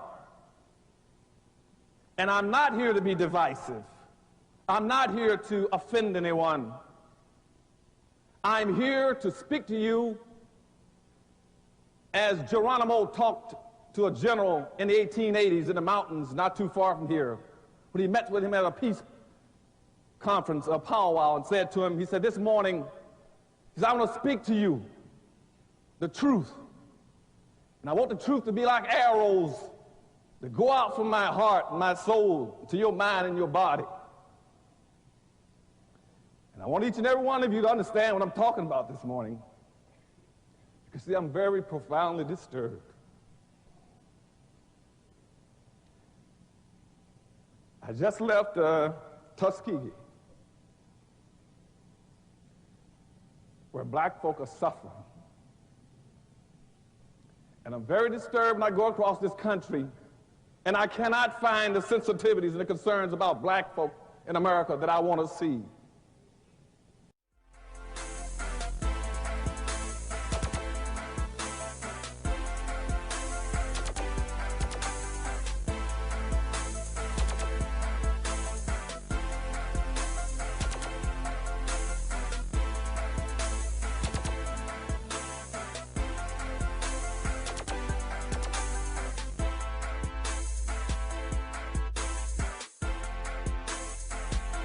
Detroit 300 held their press conference demanding that men stand up and be accountable to their community. Tell Us USA is the only news network to run this press conference in its entirety. Our message to the gangbangers and anybody else that's engaged in a lifestyle that put babies like this and our seniors in jeopardy of their lives. We're telling you, there is no coming together with you, period. There is no uniting with you. Let it be known from this day forward, you are our enemy, period. But if he loses his temper, you can be sure that he is determined to harm me. One of the challenges and definitely one of the reasons we founded this school is because of the minority graduation college readiness rate. I think it's going to take enough people to be mad and upset about the problems that some of our young men are facing. I'm very proud to say at Valiant Cross Academy that we do not have to deal with bullying. One reason is because of our smaller class sizes and because of the interaction. We like to manage with relationships here at Valiant Cross Academy and teach them how they're all connected and that they're really brothers and that they're going to do this and walk this life thing out together. I'm Saquon Lawrence. I'm the director of Fathers Family Healthy Communities. And our objective is to engage African American children of non-custodial fathers to those fathers so that the kids have better outcomes.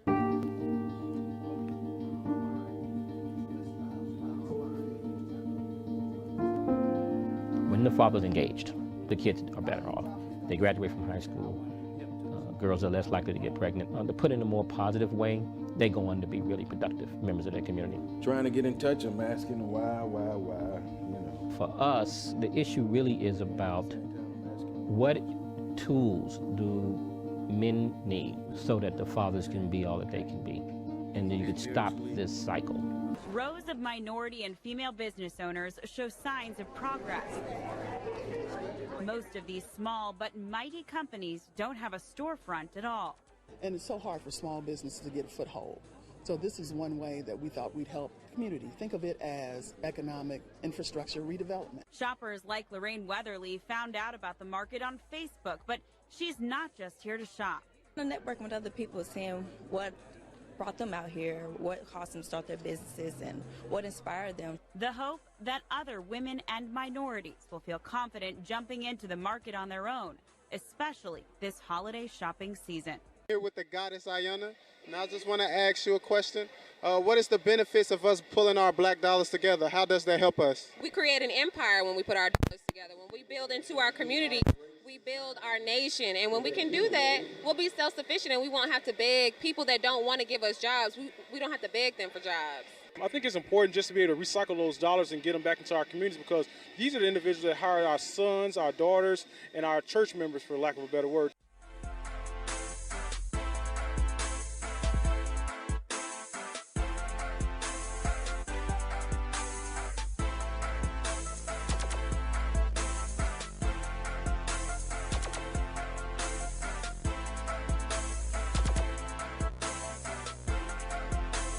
Joining us now is Leah Wright-Rigueur, and she's Assistant Professor of Public Policy at the Harvard Kennedy School. And her new book, The Loneliness of the Black Republican, Pragmatic Politics and the Pursuit of Power. Republicans within their own party are really grappling with how do we treat these people? Where do we put them? How do we engage with them? Do we like their ideas? Do we not like their ideas? And it comes apart in really interesting ways.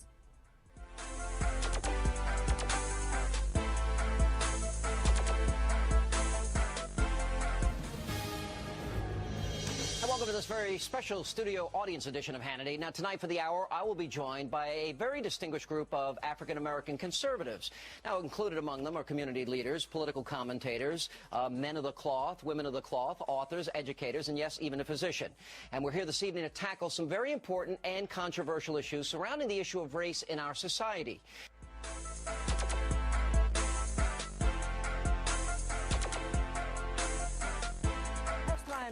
I got in trouble for saying African American. You were just yelling. Why is that the wrong term? You hyphenate yourselves as Americans, but you don't focus on the fact that we're people, we're human, you're American.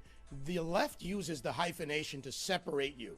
Go to French and see black French or Italian and say brown Italians. We are Americans, not African American, not black American. It's really self-segregation. It's self-segregation when we hear this term. You know, when you hear African American, oh right, we're Africans, but or Americans, but a certain kind. We're Americans like everyone else, and I really reject Jesse Jackson's self-segregation paradigm. Yeah. First of all, I just want to say that I'm a man, not a color. I'm an American, not an African American. Left puts people in boxes. The left says we're on women, we're on the black man. Politics? It's identity politics. My big concern is that we're not holding the Congressional Black Caucus accountable.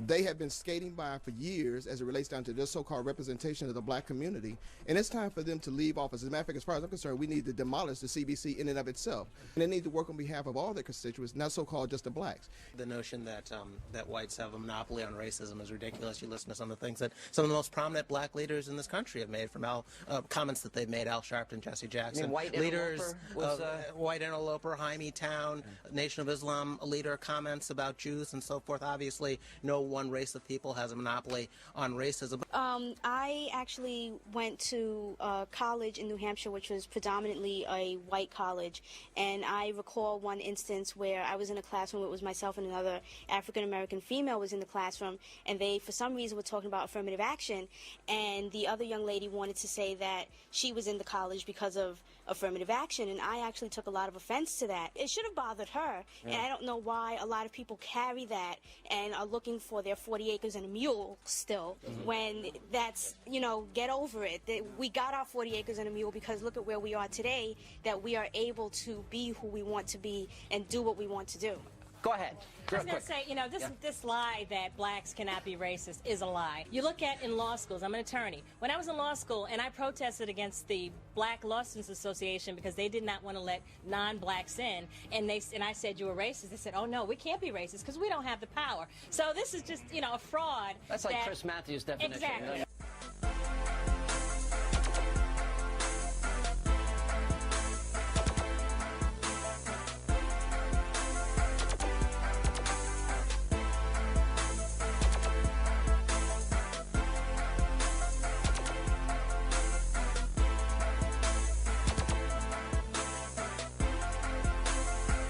We're talking with Jason Riley, author of Let Them In, The Case for Open Borders, 6 Common Arguments Against Immigration and Why They Are Wrong. Let's start right away.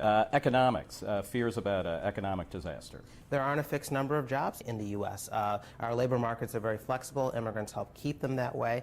And it's just untrue that an immigrant coming here to take a job means one fewer job for the people already here. Assimilation, the nativists are restless. Are immigrants assimilating? Yes, they are assimilating, and sometimes it's hard to detect that because we're still in the middle of the latest wave of Mexicans. But when you do longitudinal studies that measure the same folks over time, you see not only assimilation taking place, but also upward social mobility. How do they get the Latino vote? Well, one way you get it is not being anti-Latino, just showing these people that you care about their situation and that your party has something to offer them other than a sort of demagoguery.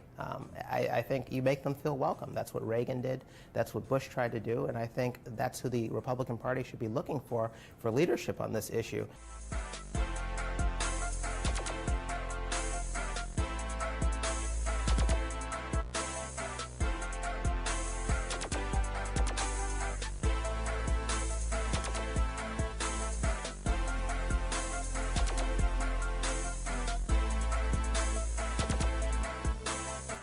With me today, Ward Connerly. I begin because it's relevant to our discussion with your ancestry. Ward Connerly is of African American, Irish, French, and Choctaw heritage. Have I got that right, Ward? That's right. I gave a speech in Philadelphia once, and I walked in, and this happened to be St. Paddy's Day. And because of my own Irish background, I said, well, I want to get this over with so I can go out and march in the St. Paddy's Day parade. And there are chuckles, and I purposefully said, why are you chuckling? You're chuckling at my ancestry. The point is that I don't look Irish, and because I don't look Irish, therefore I don't have the bona fides to claim that as part of my background. That's the dilemma that a lot of black people have, in that society is unwilling to accept the reality of their background, but rather looks at them and says, that's how you look, therefore that's who you are. And that is flatly unacceptable. It's flatly unacceptable. It is the one-drop rule.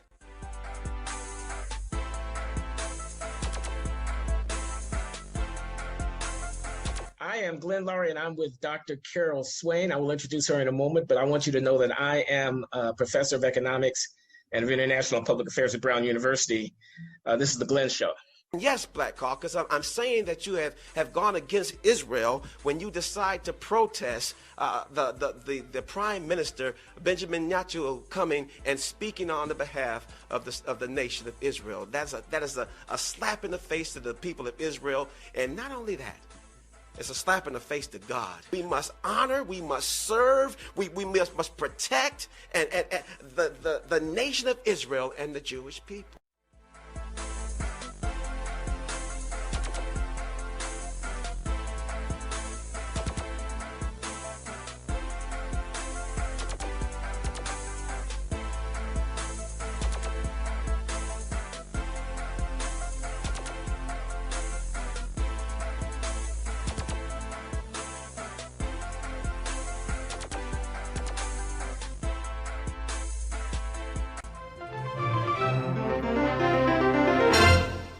One of our panelists on this program, Glenn Loury, had this to say about Dinesh D'Souza's book. Mr. D'Souza is determined to place poor urban blacks outside the orbit of American civilization. Their lives are governed by barbarism. They are the enemy within. Even though the problems of American civilization stretch across the national culture, there are some problems that are distinctive to black culture.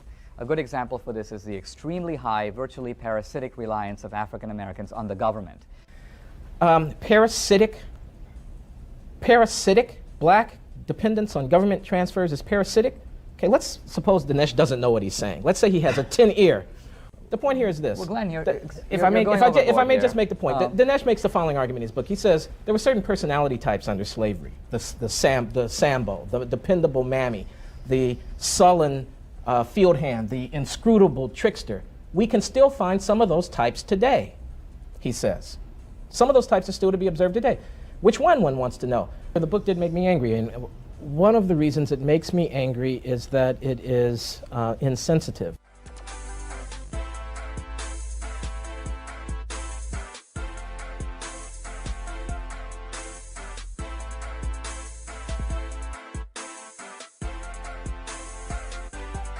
Hi, I'm Bill Kristol. Welcome to Conversations. I'm joined today by my good friend Linda Chavez, a longtime friend. We served together, you at a higher level, of course, in the Reagan administration, and various political fights over the years, and you've been engaged in the immigration fight, our topic for today, for a long, long time. The real question today in a lot of conservatives' minds, they go into stores and they have to push the button for, or they go to the bank, English or Spanish or other languages. That irritates people. They see Spanish language signs, they hear people speaking Spanish, and so they assume, well, they're never going to assimilate. They're not going to become Americans. My grandparents came from Italy, and they became Americans, but these newcomers from Mexico or Guatemala or El Salvador, they're never going to become Americans. Well, it turns out that that's just simply not right. And I've done a lot of research, some original research back in the early 1990s that showed the progression. And lots of other people have followed, doing extensive research about assimilation. And it turns out Hispanics are actually integrating, assimilating at a faster rate than some of the immigrants of earlier generations. You know how I started my journalism career? In the aftermath of the LA riots. Okay? And it wasn't just scary white people holding up their guns, it was the rooftop Koreans. Remember them?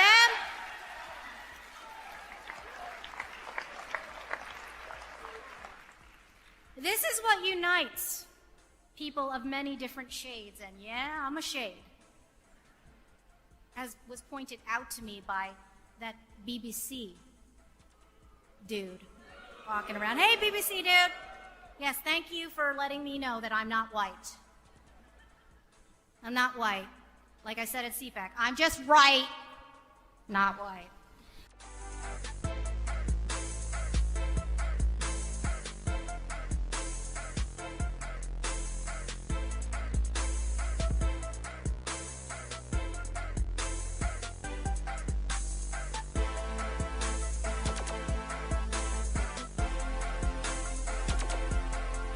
Kay, going through that kind of an experience as a junior high student, that has, I mean, it has to have a really deep impact on how you think about race relations in our culture and how it's shaped. How did that experience affect sort of your own understanding? Well, I know that racism is alive and well. I experienced it not only then as a junior high school student, but as the president of the Heritage Foundation as well, even in today's time and today's culture. And I think one of the biggest challenges that I have when I'm working within the conservative movement and within the evangelical movement is to help white evangelicals and conservatives understand that racism is a thing. I'm amazed that I even have to say that. And somehow people interpret that as meaning that I believe America is a racist country. I do not. I absolutely do not. Do we still have racist individuals in our country? Yes. Do we still have institutions that are tainted by racism? You better believe it. And one of the reasons I think we as conservatives have a difficult time reaching out to new audiences and bringing them in and helping them to understand our perspective is because we don't deal honestly with some of the biggest issues in our country.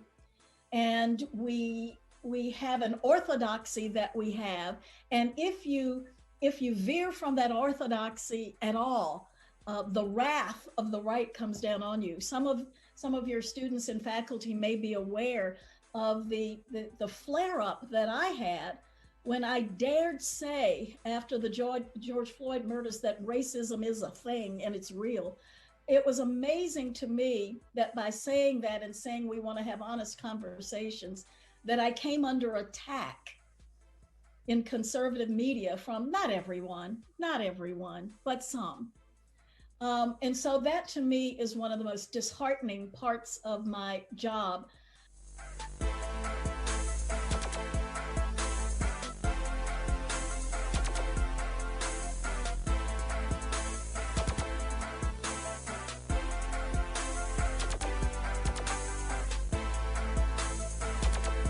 Integration also took away your leadership. The minute you integrated, what you did, you accepted Newt Gingrich and Bob Dole as your leaders. That's why black leadership disappeared. When you integrate, that means you become a guest. Integration means black people become G-U-E-S-T-S. You're a guest. You're a guest in everything everybody else owns and controls. You're a guest in their hotels, their restaurants, their airlines, their neighborhoods, their schools. You don't own anything in America because you volunteered to become guests.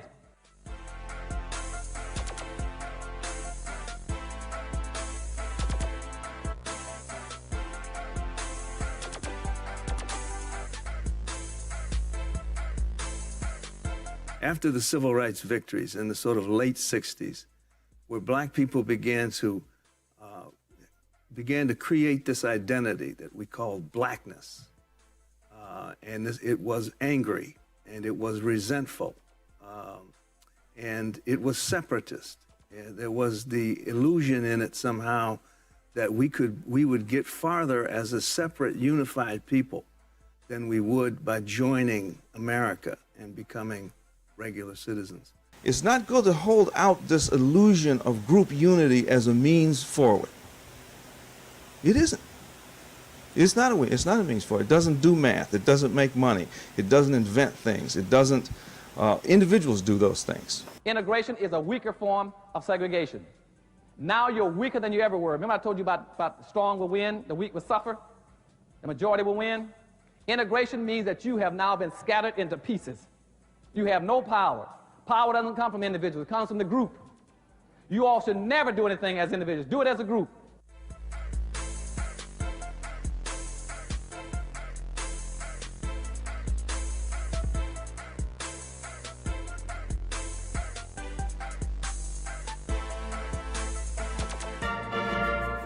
And Uncle Tom is somebody who has sold out by embracing the white man. Uncle Tom, Bedwench, bootlicker, black white supremacist, chucking and jiving, house Negro, coon, Uncle Tom, coon. coon. I have a coon award over there. Raccoon of the Year award. Most black people don't believe that other blacks can be independent, free thinkers. I believe the legacy and the ancestry of Black Americans is being insulted every single day. I will not pretend to be a victim in this country. I know that that makes many people on the left uncomfortable. This country was built by many great black men and women.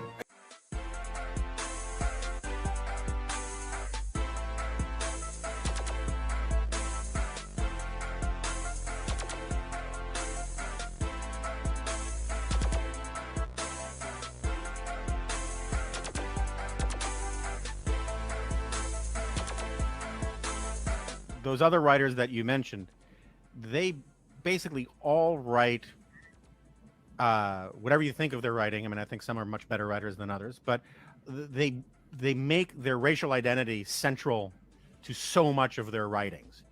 And Soul does not do that, right? Soul isn't like there's no affirmative action case for putting Soul on the same level as Milton Friedman and these other major intellectuals of the 20th century. He doesn't write as a black scholar. He writes as a scholar who happens to be black in many respects. That doesn't mean he's not aware of his race and hasn't written about it. I mean, you know that far better than I do. But is that part of the resentment that he's faced as a writer?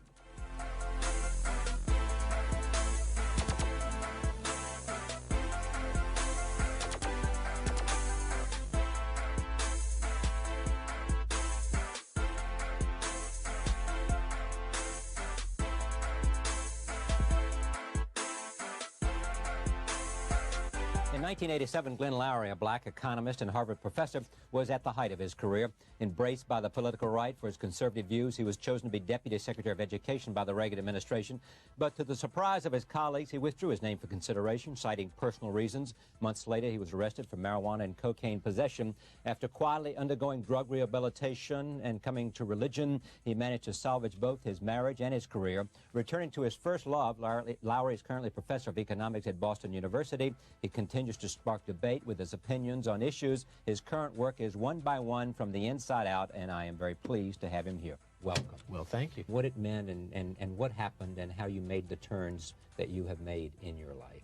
Well, I think that, like many people, I had, some demons. And the irony of it, though, is that I was also participating in a public debate about these questions. So, on the one hand, I'm on television or I'm in the magazines and the op-ed columns writing about the problems of the family and the problems of out-of-wedlock births and so on. On the other hand, I am myself not necessarily happily married or faithfully married, and, maybe I like to go out and have a drink every now and then. Maybe I like to, partake of a little marijuana, a little cocaine now and then. Yeah. So there was a kind of double life aspect, a kind of hypocritical aspect to the way that I was behaving in my own life vis-a-vis the rhetoric that I was putting out.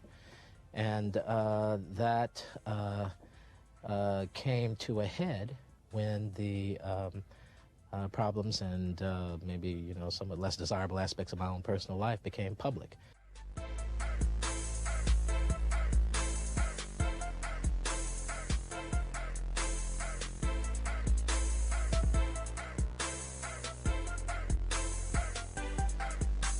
I'd rather have somebody who's been in business than somebody who's spent their whole life in the public sector, or in the, to put it charitably, quasi-public sector, i.e. Thomas Sowell has spent his whole life studiously avoiding the market. He praises so much. He praises so much. He has studiously avoided spending a lot of time in the free market, rather praising it from afar in an ivory tower where he can't be fired, where he gets 4 months off in the summer, where he get paid a fortune for doing very little work, and he can have sabbaticals and go on cool conferences, all protected by state power. And this guy feeding off state power, Dr. Thomas Sowell feeding off state power, is really criticizing somebody who's been working in what's left of the free market in America for decades.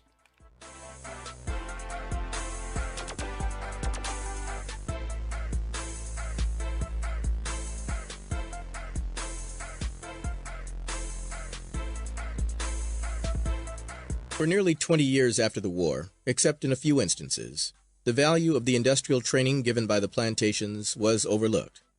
Negro men and women were educated in literature, in mathematics, and in the sciences, with little thought of what had been taking place during the preceding 250 years, except, perhaps, as something to be escaped, to be got as far away from as possible.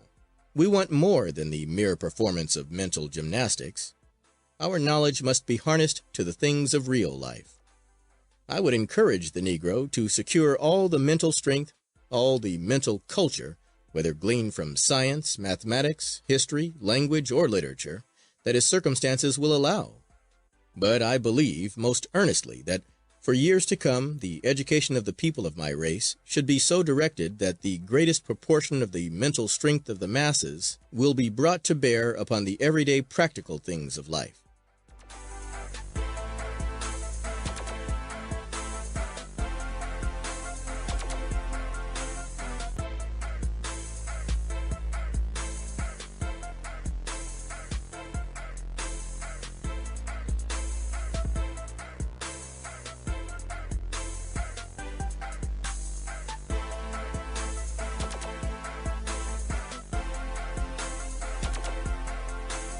Wake that ass up early in the morning. The Breakfast Club.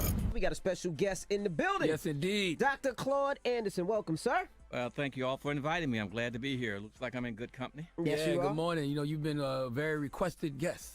Oh, really? Oh, yeah. People are always like, you got to have Dr. Claude Anderson on. You got to have Dr. Claude Anderson on for years. Yes. People have been saying that. Well, you know why? I've been paying them well to ask you that.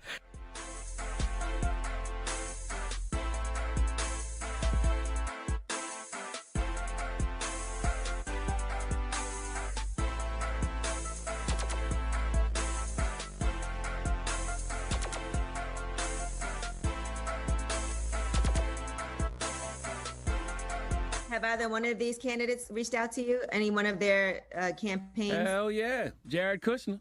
Ironically, it's been the Republicans who have been calling me. They've been calling me saying, Dr. Anderson, we have a lot of respect and appreciation for you and the things you propose for Black folk, your commitment. Jared Kushner, he's right. He's been calling for the longest. Keon West been calling me about almost every other week. Kanye. Yeah. And I have never heard from the Democrats, but what I did now, and that's why I'm coming to this point now, I said that somebody should be doing something for Black folk. All right, another thing that's setting off the critics is you and Ivanka meeting with Kanye West in Colorado. Kanye's been a friend for 10 years. He's a very, very special person. He's a very successful music artist. He's a very successful designer. He's been very successful at a lot of the things he's done. We were together in the same spot. Kanye sent me a book about a month ago called Powernomics by Dr. Claude Anderson. I read the book. It was absolutely phenomenal. It actually incorporated a lot of the things that President Trump has been doing, and it's something I've distributed more copies to my domestic policy team because I think there's a lot of inspiration we can get from it for President Trump's second-term agenda. So we were more talking about ideas, and again, friendships should trump politics.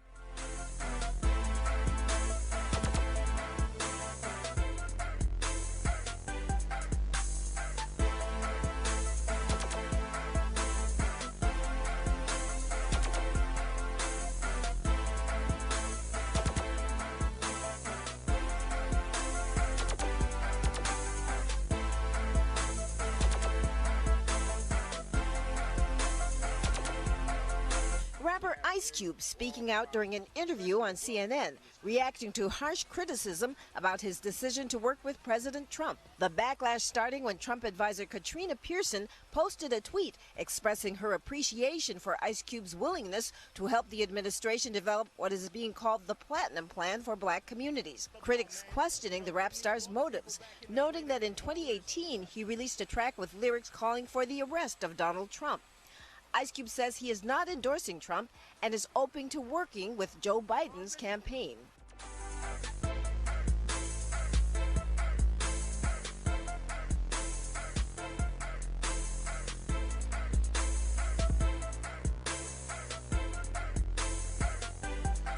Ice Cube says he has come up with his own plan for racial justice called The Contract with Black America. I'm not going there talking about minorities. I'm not going there talking about people of color or diversity or none of that stuff. I'm going there for Black Americans, the ones who are the descendants of slaves.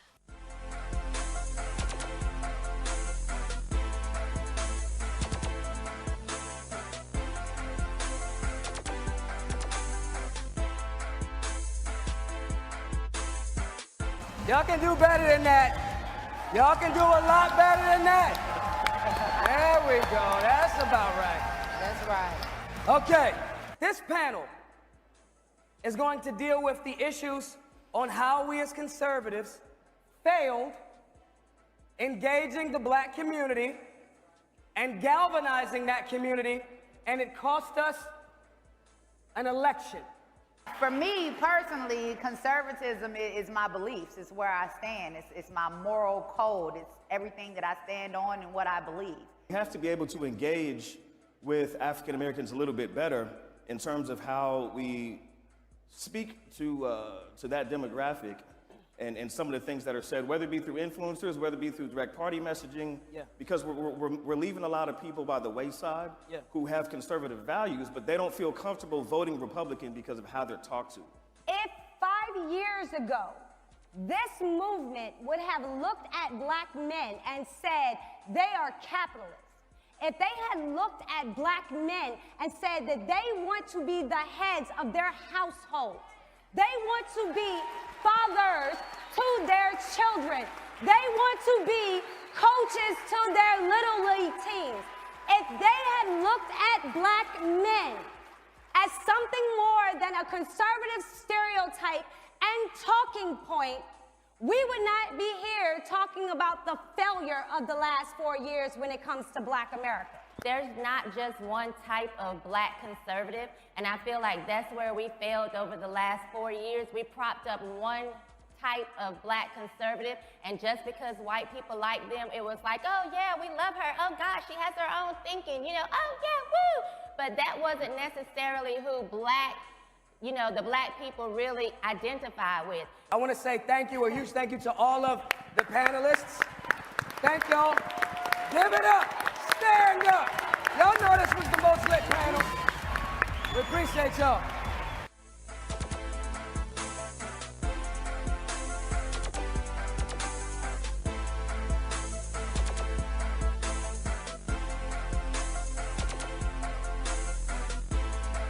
Tony will be talking to us today about strategic plans as he sees them, strategic plans for the 90s.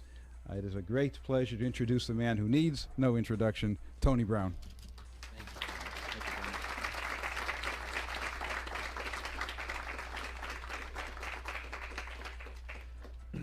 May God grant me the words to speak his thoughts. Let me congratulate the Heritage Foundation for its 3rd annual, is that correct? Commemoration of Black History Month, and I too feel that it is significant that a conservative think tank is embracing a concept of multiculturalism, and I think it's important for a number of reasons. I think it's important because it's an implicit and tacit admission that we all share time and space. Blacks are not going to leave America, and blacks cannot survive without relating to people from other groups. I hope that at some point in the future, all of us in America come to our common senses and understand that whether we like it or not, we're going to have to mutually relate to one another. And based on that statement, I would like to offer a premise with regard to the conservative community / the white community and the black community. We should, I think, as Americans, focus on those things that we have in common. The things that we do not have in common frequently are the results of a unique background or circumstances beyond our control. We should not expect all Americans to be Americans in the same way, but we should expect all Americans to adhere to a fundamental set of values and a philosophy that means that whatever we do as individuals or as respective groups is good for the whole.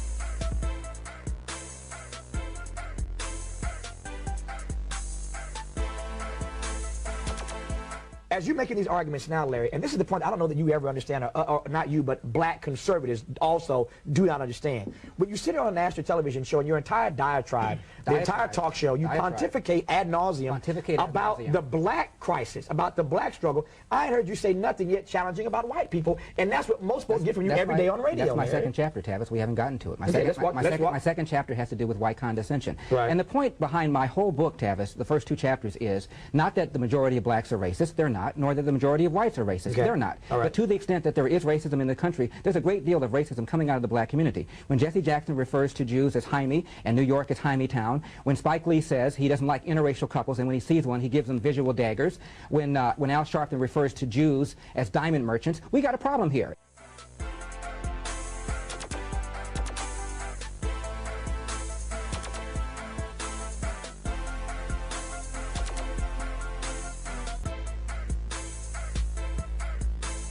A quick word about how I got into talk radio before I get into talking about the topic. I got into it quite by accident. I think that's the way most people get into talk radio. I don't think anybody goes to talk radio school and then applies for a job and gets a job. I was writing op-ed pieces for the newspaper in Cleveland where I used to live. I'm from LA, but I lived in Cleveland for 17 years. And every now and then one would get published. And I published one where I talked about how big government was, how intrusive government was, how taxes were too high, and that racism no longer remains a major problem in America. I get a phone call from a producer of a talk show. They didn't care about what I said about government, about taxes. They wanted to talk about what I said about racism. You really don't think racism is a major problem in America anymore? And I said, no, I don't. Great, my guy wants to talk to you. So I spent an hour on that radio show. And Cleveland is 50% black, so most of the callers were black. And I was called an Uncle Tom, a bootlicking Uncle Tom, a bug-eyed, foot-shuffling, bootlicking Uncle Tom, an Oreo, as in brown on the outside, white on the inside, coconut, same concept. I was called the Antichrist, and then someone called and used a word that probably is the most offensive word anybody can use towards a black person. I was called Republican. A man can only take so much. So I get back to my office, I vowed I would never do this again, and the station manager calls me.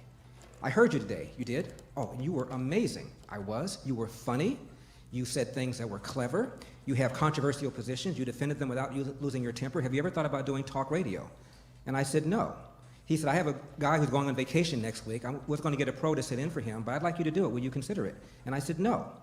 And he said, why? I said, what little I know about talk radio, it seems like a pretty kind of silly thing to do. I don't like yelling at people. I don't like being yelled back at, and so I'm not interested. He said, are you married? At the time I was. He said, do me a favor, go home to your wife and talk to her about this opportunity, and then come back. I think you're going to have a different perspective. I said, I doubt it, but I'll talk with her about it. So I went home and I talked to my then wife, Cindy, about it, and she said, well, what do you think? And I said, well, what little I know about talk radio is it seems shallow, glib, and stupid. She said, it is. You'd be good at it.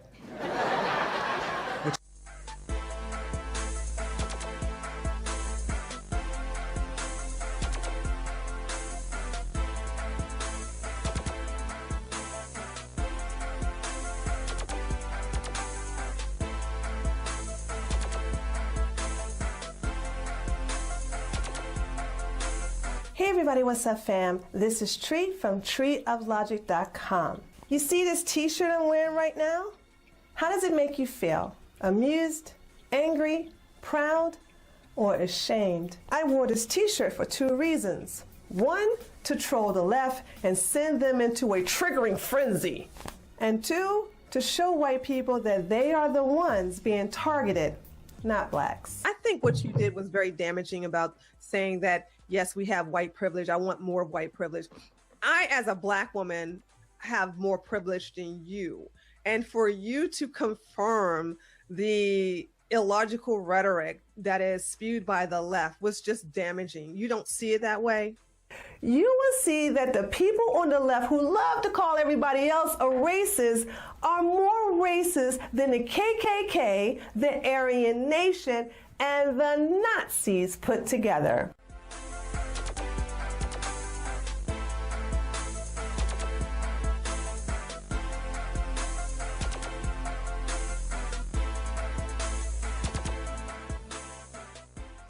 I have to prove that I'm no longer a conservative. I don't want to be referred to as a black conservative because I am for some reason, white Republicans and white conservatives consider me their property. And I'm about to do something. This is why I'm so nervous.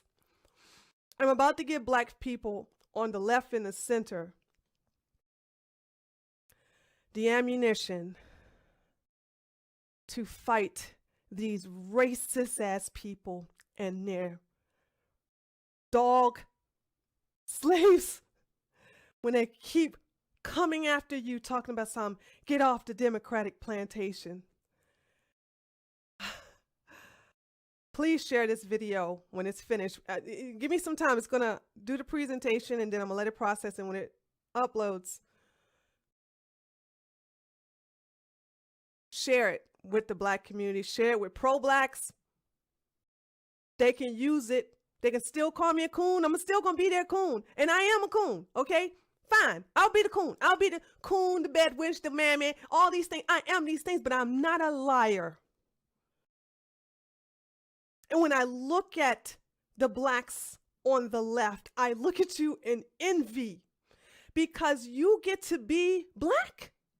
You get to be yourself. You get to say what you want, even if you disagree with each other. White liberals will never do to you what the white conservatives do to me. Hashtag not all. But every white person, and if you want to come for me, do it. I've been fighting you guys for 2 years now. Every white person who supports Candace Owens fits this narrative. Everyone, every last one of them. They're bigots. They have low expectations for blacks. They're racist. They feel like that all blacks should think alike, dress alike. Do you know these people told me that I need to get a better weave because this one looks a little bit unkept? I'm still going to make the video, and I got lots of receipts to prove everything I'm saying. I can't even wear my natural hair. This is my hair. This is not a weave.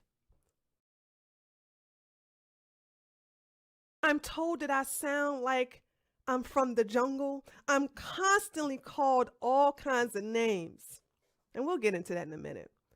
But white liberals, regardless of how these racist white conservatives keep accusing them being on the plantation, I, as a right-winger who's now independent, look at them and go, wow, at least they get to be black. Wow, at least they get to wear their natural hair. At least they can disagree with what's being done on the Democratic side, and white people don't call them derogatory names like gorilla, she-boon, African negress. There's a new one now. Congo monkey. So I have to burn this bridge so that we have documentation that I'm no longer a conservative. I'm independent now.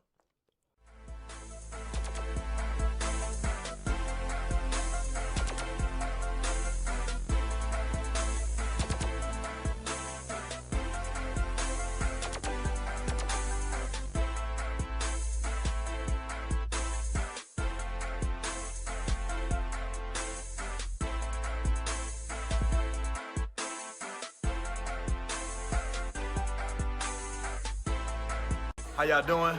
I've never seen so many good-looking people with MAGA hats on. Yeah, we represent.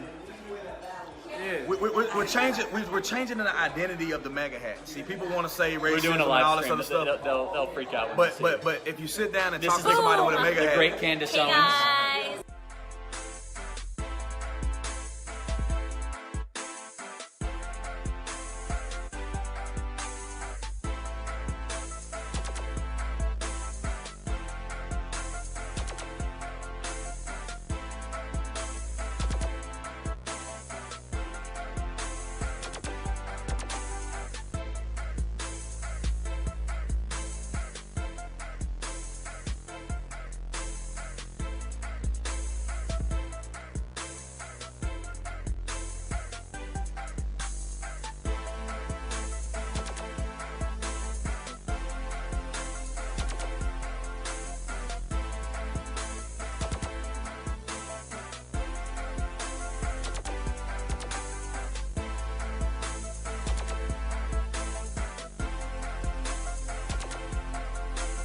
You made some nice statements inside about ways that blacks ought to be thinking.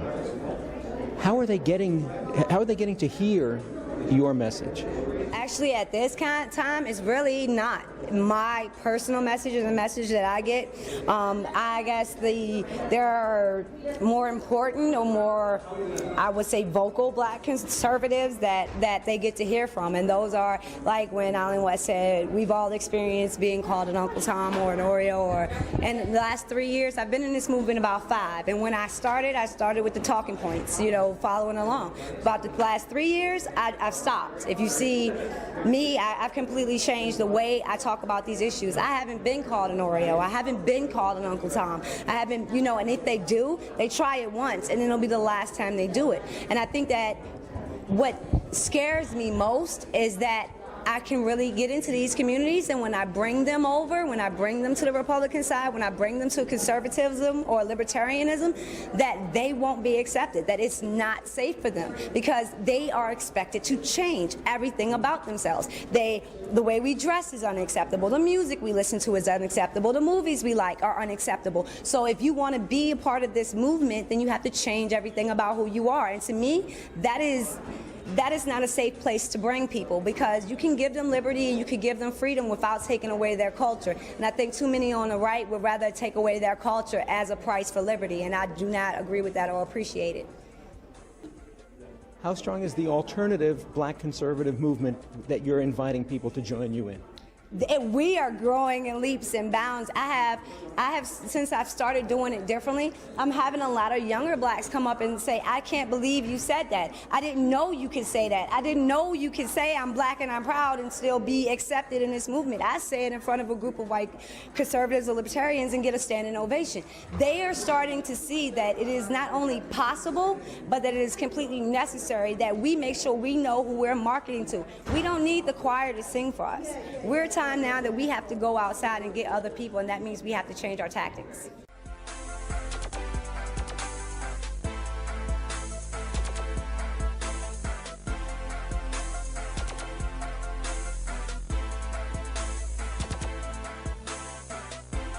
I'm a little wary of the idea that we should think of that as a microcosm for what should happen for Black America, not because I'm against reparations, but because reparations for Black America already happened, starting in the late 60s. Affirmative action was reparations. People didn't use that word, but that's precisely what it was.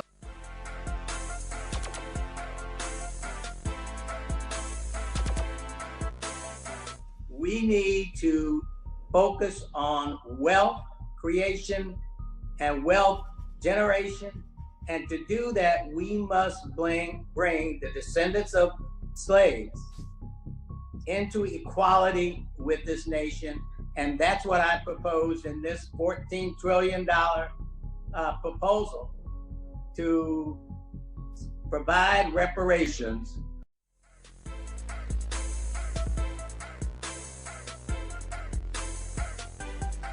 What was it that triggered you, Tyreek, that made you say, you know what, I need to do a documentary on this and really delve deep into buck breaking? What really made me want to do it is because, as we see, whenever we as Black people have any type of project going on, especially with the dominant society, the white LGBT community has to come in and not only piggyback off of it, but come in and control it. So everything that we see now, we're told that Black people, if we do not promote the LGBT agenda, that we're homophobic and we're going to get punished. See, that's the thing. They say they'll label us and put titles on us, but then they'll start talking about how they're going to deprive us of stuff.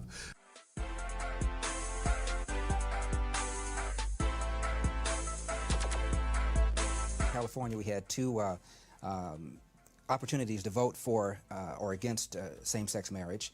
Proposition 30 and another time when we voted on, I think it was called Issue 8 or Measure 8. And in both cases, I voted in favor of same-sex marriage. In both cases, I was overruled.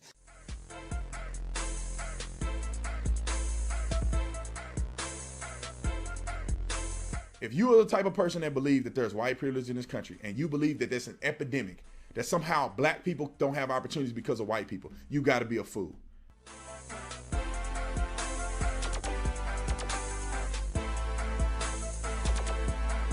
there is black privilege in this country, by the way, if anyone wants to talk about it. That's exactly what it is. I just say to myself, I read articles, and what I like to do, my favorite challenge is to replace the word black with white. There definitely is black privilege in this country, and they say, oh, you're Uncle Tom, you're a coon. We are, as a whole on the community, not very nice to white people right now.